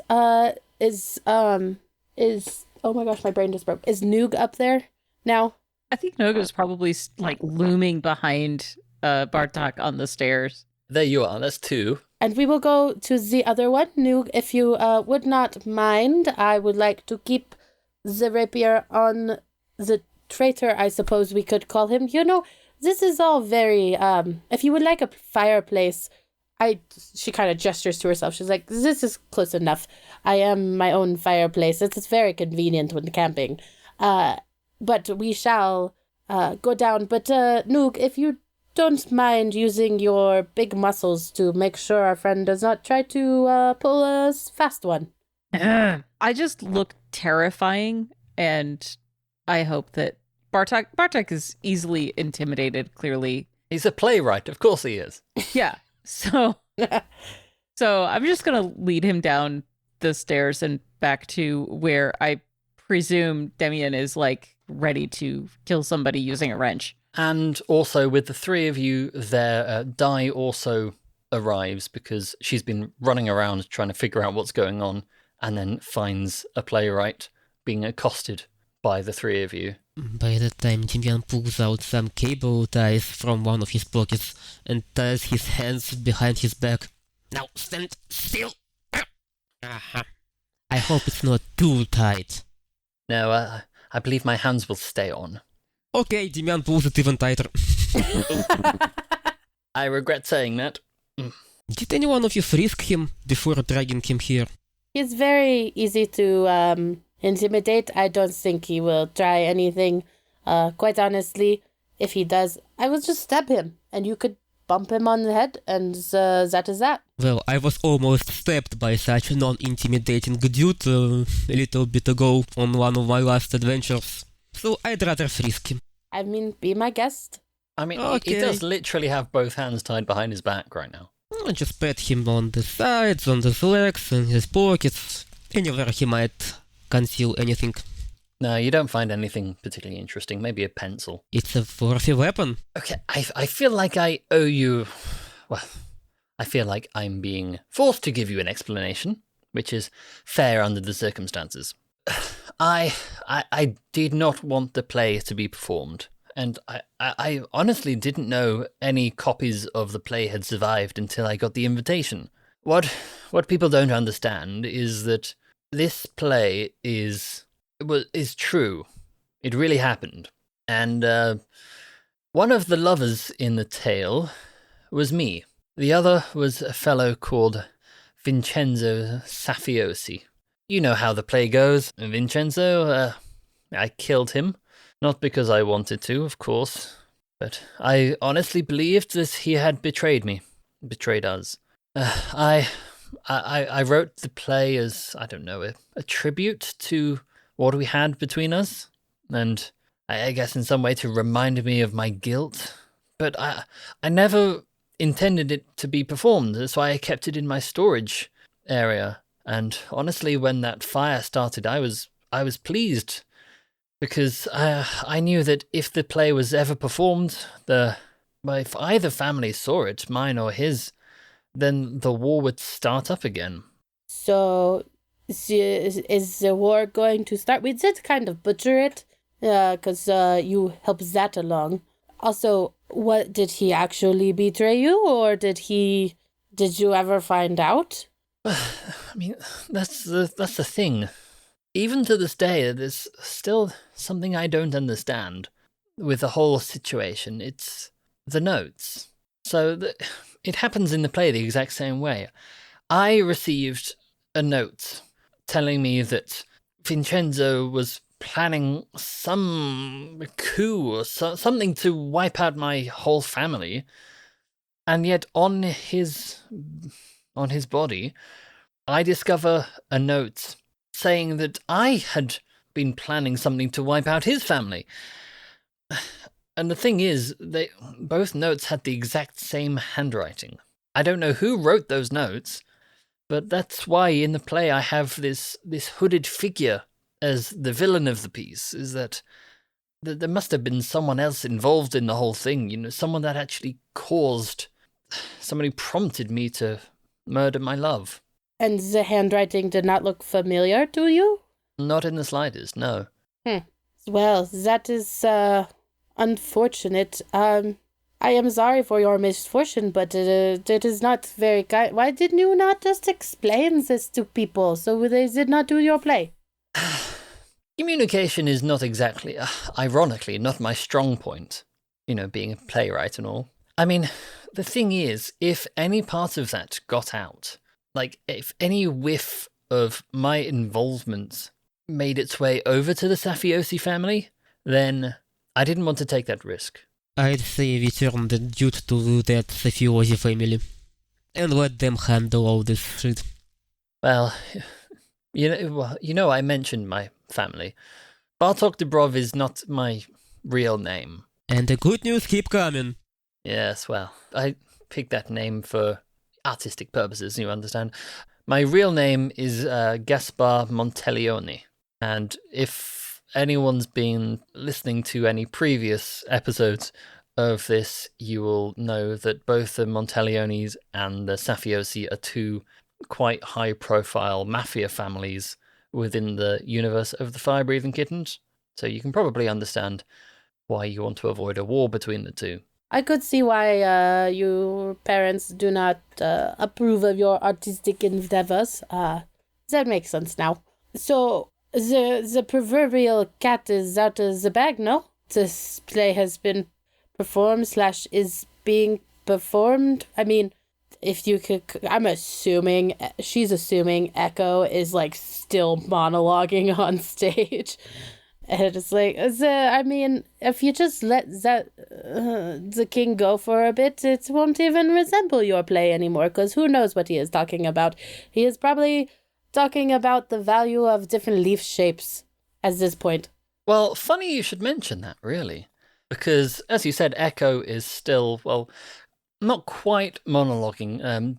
Di kind of looks over the balcony and just goes, we're getting up to the finale now, the confrontation. So, if I'm right, then, so Echo just has to die convincingly because here comes the bad guy. But is the chandelier near us the one that flew across the ceiling? What would be more dramatic? Because Maeve looks at her companions and says, okay, so we don't want the war between the two families. So here is the plan. Demyan, I need you to cut the rope in a way that will not get me killed, so I can swing in dramatically and revive the king. So then, the story is different enough. And Nugh, if you want to give me a little shove for the momentum, or if you want to go down and heal him, it does not matter. It's just not my show. The point is we ruin the ending. You're all kind of setting up this dramatic entrance. Whereas down on the stage, how the play normally goes is you have the two lovers walk onto the stage at the same time, exchange a few words, and then start fighting. What happens here is that Echo is on the stage, and out walks a hooded figure. And Echo is kind of sort of expecting... he's rolling with the punches with this one. So he kind of assumes that this is the new actor for the other lover. They've just kind of put a hood over to disguise, because recasting is quite embarrassing partway through a performance. So he just assumes it's someone else in a hood pretending to be Sunju. So he kind of just goes with it and just goes, after all this time, our love meant nothing to you. You strung me along just so you could betray me. And the hooded figure, quite loudly, says, yeah, exactly. I never loved you. I just wanted to end the war with your extermination. That's not the line, is it? Yeah, draw your blades, son. Your days of breathing are done. Script changes. Oh. Fine. do your worst, you devil. And they both draw swords. Echo's is a stage prop. The hooded figure's is not. And they begin dueling. Meanwhile, Bartok, who is still kind of being held still by Demyan and also cable ties, kind of turns very pale and says, I know that voice. The one who gave me the note. It's him. He's here. Nugh pushes the chandelier. Oh, wait, And the man just tries to catch the rope because all this time he has been tinkering with some pulleys, ropes, rolling blocks to make the chandelier fall not so rapidly and in a more controllable way. And he just pulls the rope so it doesn't fly off too fast. This is the perfect opportunity for a group roll. So, a group roll in this game is where everyone is working together to achieve the same goal, basically. Normally, if there are multiple people hanging out, as you do in a party, mostly one person takes point and they take responsibility for the roll, whereas we're all working together to make this work nicely. So, how this works is I choose the difficulty, so in this case I'm going to roll 3d6. As a group, you start at 1d6, but you can add your individual traits or bargaining for extra ones to collectively get extra dice, and then you all share in the consequences, whether they're good or bad. Okay, I want to add all the same moments I used to roulette: engineering background, crafty or resourceful, and the toolbox to improvise some contraption with the rolling blocks, with the pulleys, with the ropes, so the chandelier doesn't fly too fast the moment Nugh pulls it. How many dice would that add? Well, let's see. I'm going to say that because you've already been working with those lights for quite some time now, so you know what everything does, you've already specifically set it up so it's a bit more stable, I'd give you an extra 2d6. So as a group, you're up to 3. Maeve, upon hearing that this is the man that caused them to fight and die, is releasing and is so very excited to basically she's taking this as full permission to just beat the crap out of this guy, and has just trying to use her brashness of hopping into a fight right away with very little abandon. So that sounds like making use of your traits. So yeah, we'll give you an extra d6 on that one. So as a group, you're up to 4. Nugh, what are you thinking? About all I've got here that as far as traits that can help is insightful. So essentially, basically knowing where to aim Maeve more than anything else. I'm basically just the catapult. If you want, at the moment you're up to 4d6, so statistically you should be fairly safe, but you do each also have 2 stress points that if you want, you can spend one or more of them to basically get a free dice. I will spend both of them.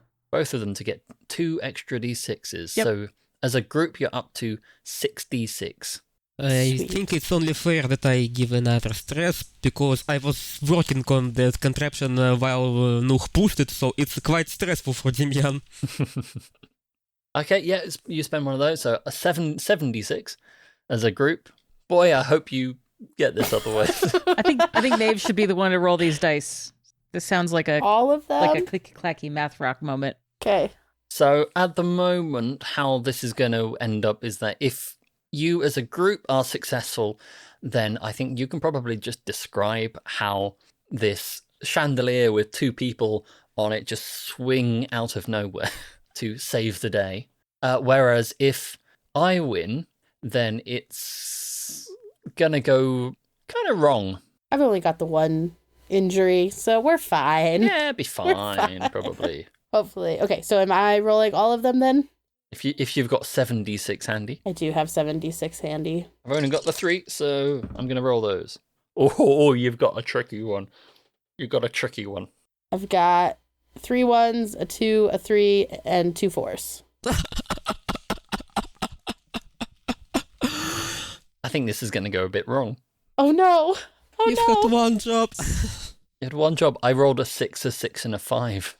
Oh, ouch. This is the way the game goes, folks. Okay, you start swinging Nugh and Maeve on this chandelier, almost heroically towards the 2 dueling people. I want to be clear. I'm just giving her a push. I'm not on the chandelier. You're still up there. Okay. Yeah. All right. Yeah. I retracted. When you said there were two people on the chandelier, I'm like, I didn't know Demyan was going on the chandelier because I know I'm not. Demyan wasn't. Demyan was trying to hold the rope so it doesn't fly off too fast. Yeah. But I suppose he flies on the rope with the chandelier down, just on the rope like some kind of Spider-Man. Yeah, perfect. We'll do that as well. So Maeve swings down quasi-heroically. Nugh's giving it a push, but maybe too much of a push. And the chandelier just kind of goes, and despite Demyan's best efforts, the ropes kind of like yank the entire pulley off of the lighting box and him along with it. So he's just holding onto the rope as the chandelier swings, and he gets pulled off down towards the stage as well. And you probably would have liked for the chandelier to swing quite low to the ground, for Maeve to leap off heroically and join the fray, whereas it drops and just crashes onto the stage itself, luckily not injuring anyone actually on the stage. However, Maeve, let's give you an extra. Actually, you've currently got 1 minor wound, correct? Yes. How about we upgrade that to a major wound? Yeah. I think that's fair. Demyan, I think you would land somewhere in the audience, so maybe mark off 1 minor wound for yourself. That anti-death something you gave me before. That's an excellent point. Somewhere in the audience, actually, Sandy ends up kind of getting squished by some unknown force. No! You push! No good! You push when I say push, not when you think push. Maeve pops up painfully and has her sword ready and says, "Well, what is this? Fighting with a real sword on a stage? Sounds like you should pick on someone your own size." And that sounds like a good place to start up some combat. So, combat in this works quite similarly to challenges. The notable difference being that instead of starting at 1d6 and then trying to get extra, you have your attack and defense dice and also speed based on your weapon. So, for instance, if you've got an attack value of 2d6, a defense value of 1d6, then if you were attacking someone, then you would roll 2d6 to attack, and then if someone was attacking you, then you would roll your 1d6 for defense. Similarly, both attacking and defense rolls can be affected by bargaining and also spending stress points if you've got them still. So each combat has a round. The order in which we go is determined by rolling our speed dice at the beginning of every single round. So each round we could have a totally different order. If there are any ties, then if it's between the GM and the player, then the player goes first. And if it's between players, then they just decide. So that is, broadly speaking, how combat is going to work. So should we... Let's see. So we got Maeve down on the stage, Demyan in with the audience, and then Nugh is up in the lighting booth still. Yep. And then I think for the sake of things, Echo is going to run away. I think that's fair. Yep. All right. So shall we roll our speed dice for the first round? Ooh. Okay. My guy is on point today. 1d6 speed, go! It's a 4. I got a 6. Got a 5. Okay, so the hooded figure also rolled a 6. So Nugh goes first, then followed by the hooded figure, followed by Maeve, followed by Demyan for that first round. Nugh, you're up. I think the bulk of what I'm doing is probably getting onto the stage at this point. Having absolutely no ranged weaponry to speak of and not really being much of a fighter. That's what I'm doing. And my goal is to make sure that there is a clear exit to safety for all of the actors and basically any innocents in this scenario. So Echo, Sundew. I want to make sure that there's a clear path to safety for them. So what we can do for your turn is substitute your attack roll for a challenge roll if there's some other thing you want to accomplish, which certainly seems to be the case. Yep. So so you want to try and start getting people out, basically. Yeah, basically, I'm yes, and I hate to use this, but it is my trait. I think I'm gonna scare people to leave because I am frightening. Also, as if a chandelier crashing down isn't frightening enough. That could seem like part of the play. It could do, yeah. It does happen. Yeah. So I get basically towards the front of the theater and then just start yelling at people to get out, which like looks like a gigantic flesh golem going, ah, ah. Yeah, exactly. Birthday. Yes. Okay, so I mean, honestly, I think the audience is probably a bit on edge, but as we said beforehand, they don't really know what is performance and what isn't, so I'm going to be rolling 2d6. Okay. So I think I'm getting getting a die for my frightening trait. Do I get anything for the situation? I mean, we did just throw a chandelier with a flaming person onto the stage. That is very true, so I think that would probably help scare people, so we'll give you an extra one for that. Okay.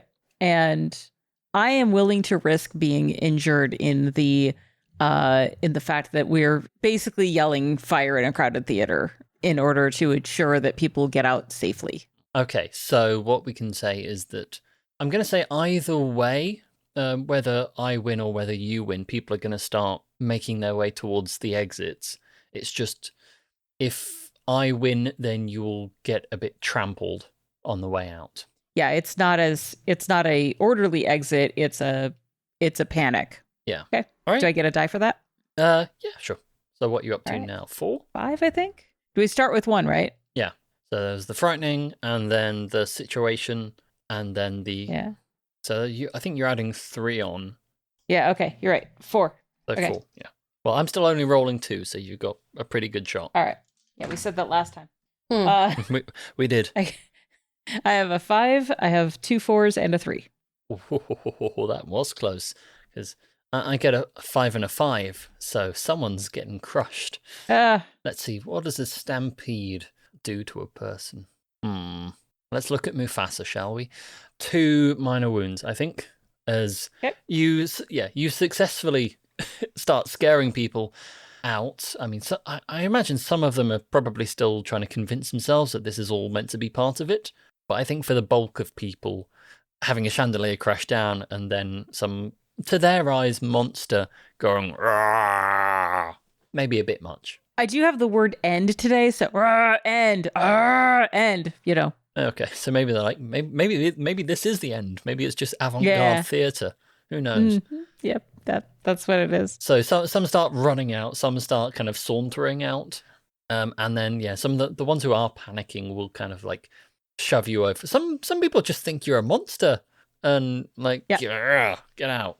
So take 2 minor wounds of stampede damage. Poetically, I feel like getting stampeded by the orchestra is appropriate here. Yeah, I think someone's rolling a big bass drum over you because they're trying to get the very important equipment out. I got clipped in the back by a timpani. Yeah. Well, we've all been there. Yeah. Okay, so it's time for the hooded figure. Now, I like being upfront about victory conditions. So, in order to win this fight, it'll take 6 minor wounds or 2 major wounds to beat this person. All weapons, unless specified otherwise, cause 1 minor wound per hit. And just to even the odds a little bit, the hooded figure has 2 attacks per round and will also do 2 minor wounds on a hit because it's 3v1. So I think it's only fair that they are going to go for Maeve, considering Maeve is the closest one and also brandishing a weapon. A proper weapon, not like a stage prop like Echo was. So I'm going to be rolling 2d6 for an attack. So Maeve has a major wound. Her defense with her rapier is 2d6. Does that mean it's actually 1d6?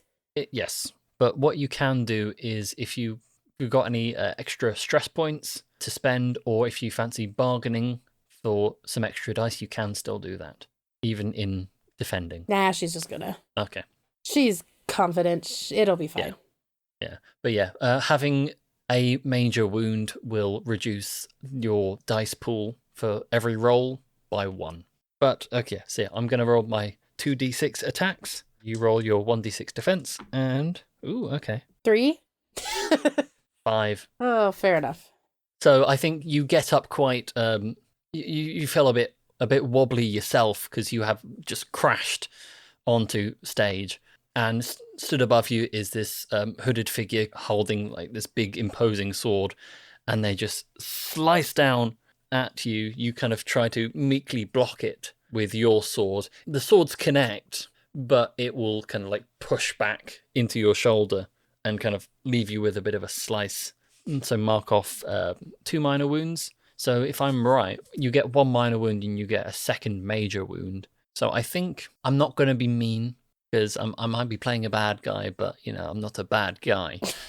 So I think what he's going to do is substitute his other attack for starting to make his way towards an exit, because he can obviously see that people are starting to get out, people are coming to accost him. He's like, well, I'm just gonna head off, But he's not actually run away, he's just starting to make his way backstage. Cool. So it's Maeve's turn, funnily enough. Is he still within reach of her rapier? Yeah. She would like to. First of all, she's gonna call out, "You are very yellow-bellied. You are a coward for someone who has arranged at least 1 murder that we know about, if not, I don't know, probably more. Most murderers don't really stop at 1. So face me and fight me, you coward." And she is going to try to stab him in the back. Talk about a cowardice. Oh, well, if you're running away, you're going to get stabbed. Yeah, well, especially with Maeve on the prowl. True. So usually this attack would have 2d6, but it's going to be 1. But could I make the case for her blatant threatening to add another dice to that for brashness? Well, I think I'd probably call that more of a situation thing, because if he is leaving, then he's probably, as you said, turned his back, which makes it quite difficult to defend. Yes. So I give you an extra dice to cancel out the wound. Sweet. All right. Oh, hey, now we're cooking with gas. Double 6s. Double 6s here as well. Oh no.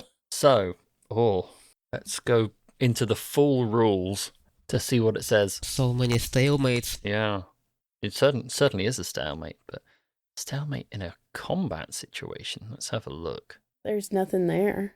I do seem to remember in a previous game having a stalemate during combat. And again, it kind of runs as the natural way of doing it, so nothing kind of super unbelievable happens. So I imagine you probably stab him in the back. I mean, she's an experienced fighter and he's turned his back on her. Exactly.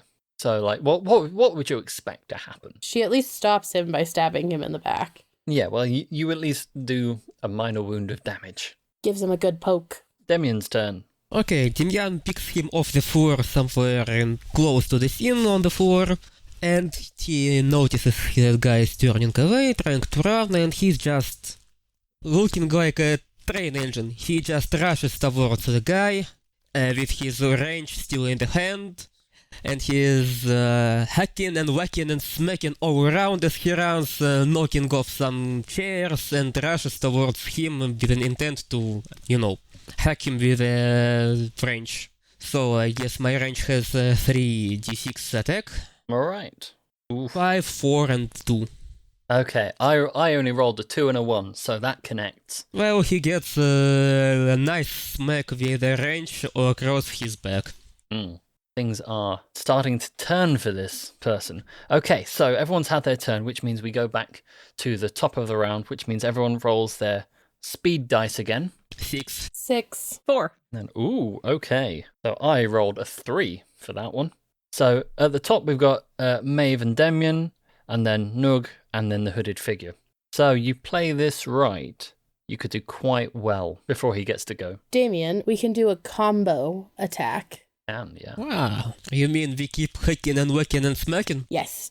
Yes, so a combined attack only happens when two players have the exact same speed in a turn, which is what happens at the moment. So instead of acting separately, you do your turns at the same time, so you combine your attacks. So it's basically like a group roll just within a combat setting. So in this case, the base attack, instead of your individual weapons, it's the highest attack stat of the group. So in which case it's probably Demyan's. My attack is 3d6. Yeah, 3d6 for Demyan's. So that's your base attack. And the base damage is 2 minor wounds. So could Demyan smack him back towards me and we could do a smack and a slash? I could probably smack him right under his knee so he bends down.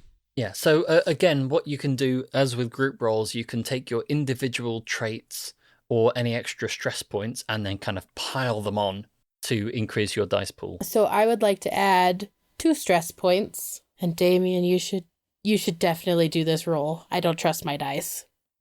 Okay, I guess it's 5d6. Yep.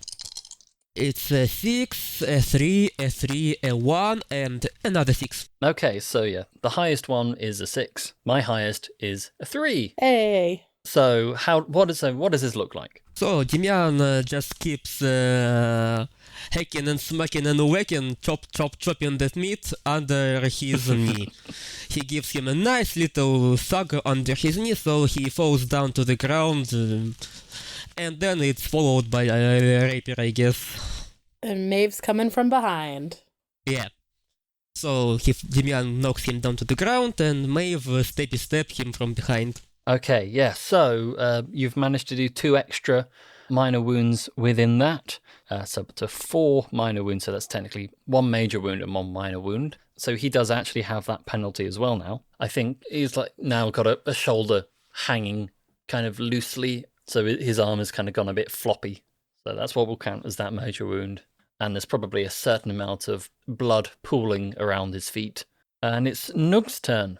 I don't need to kill this guy. I don't need to knock him out. I just need him to surrender.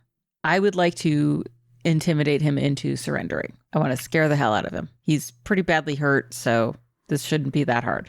So basically, coming up the exit that he thought he was running for, a big scary monster comes in and says, end. So what we'll do is, again, we'll substitute the attack for another challenge roll. Yep. I'm going to say, because he was in the process of trying to escape. Let's say, yeah, if you win this one, then he will probably just... Surrender? I think so. Okay. Whereas if I win, then he will maybe push past you or get around you in some improbable fashion and then start to slink off backstage even more. I mean, I'm pretty sure he'll be pursued by, I would say a bear, but in this case, a flaming person and engineer, but you know. Exit, pursued by a bear. So I'm going to be rolling 3d6 for this. Okay. Is that including his injury? Yes. Okay. This is someone who really does not want to surrender. Okay. So I get 1 for just doing the thing. I get 1 for frightening. Yeah. Yeah. You can give an extra dice for him being surrounded. Can I get an extra die for him being surrounded? I mean, Yeah, all right. all right. Still only brings me up to 3. You're more than welcome to see if you want to try and bargain for an extra little bit. How about this? Give me an extra die, and if I lose, he manages to stick the door behind him so that it's harder for everybody to follow him and chase him down. Yeah, that works. There's a convenient lock on the other side of the door. Yeah. Thank God we've got an engineer.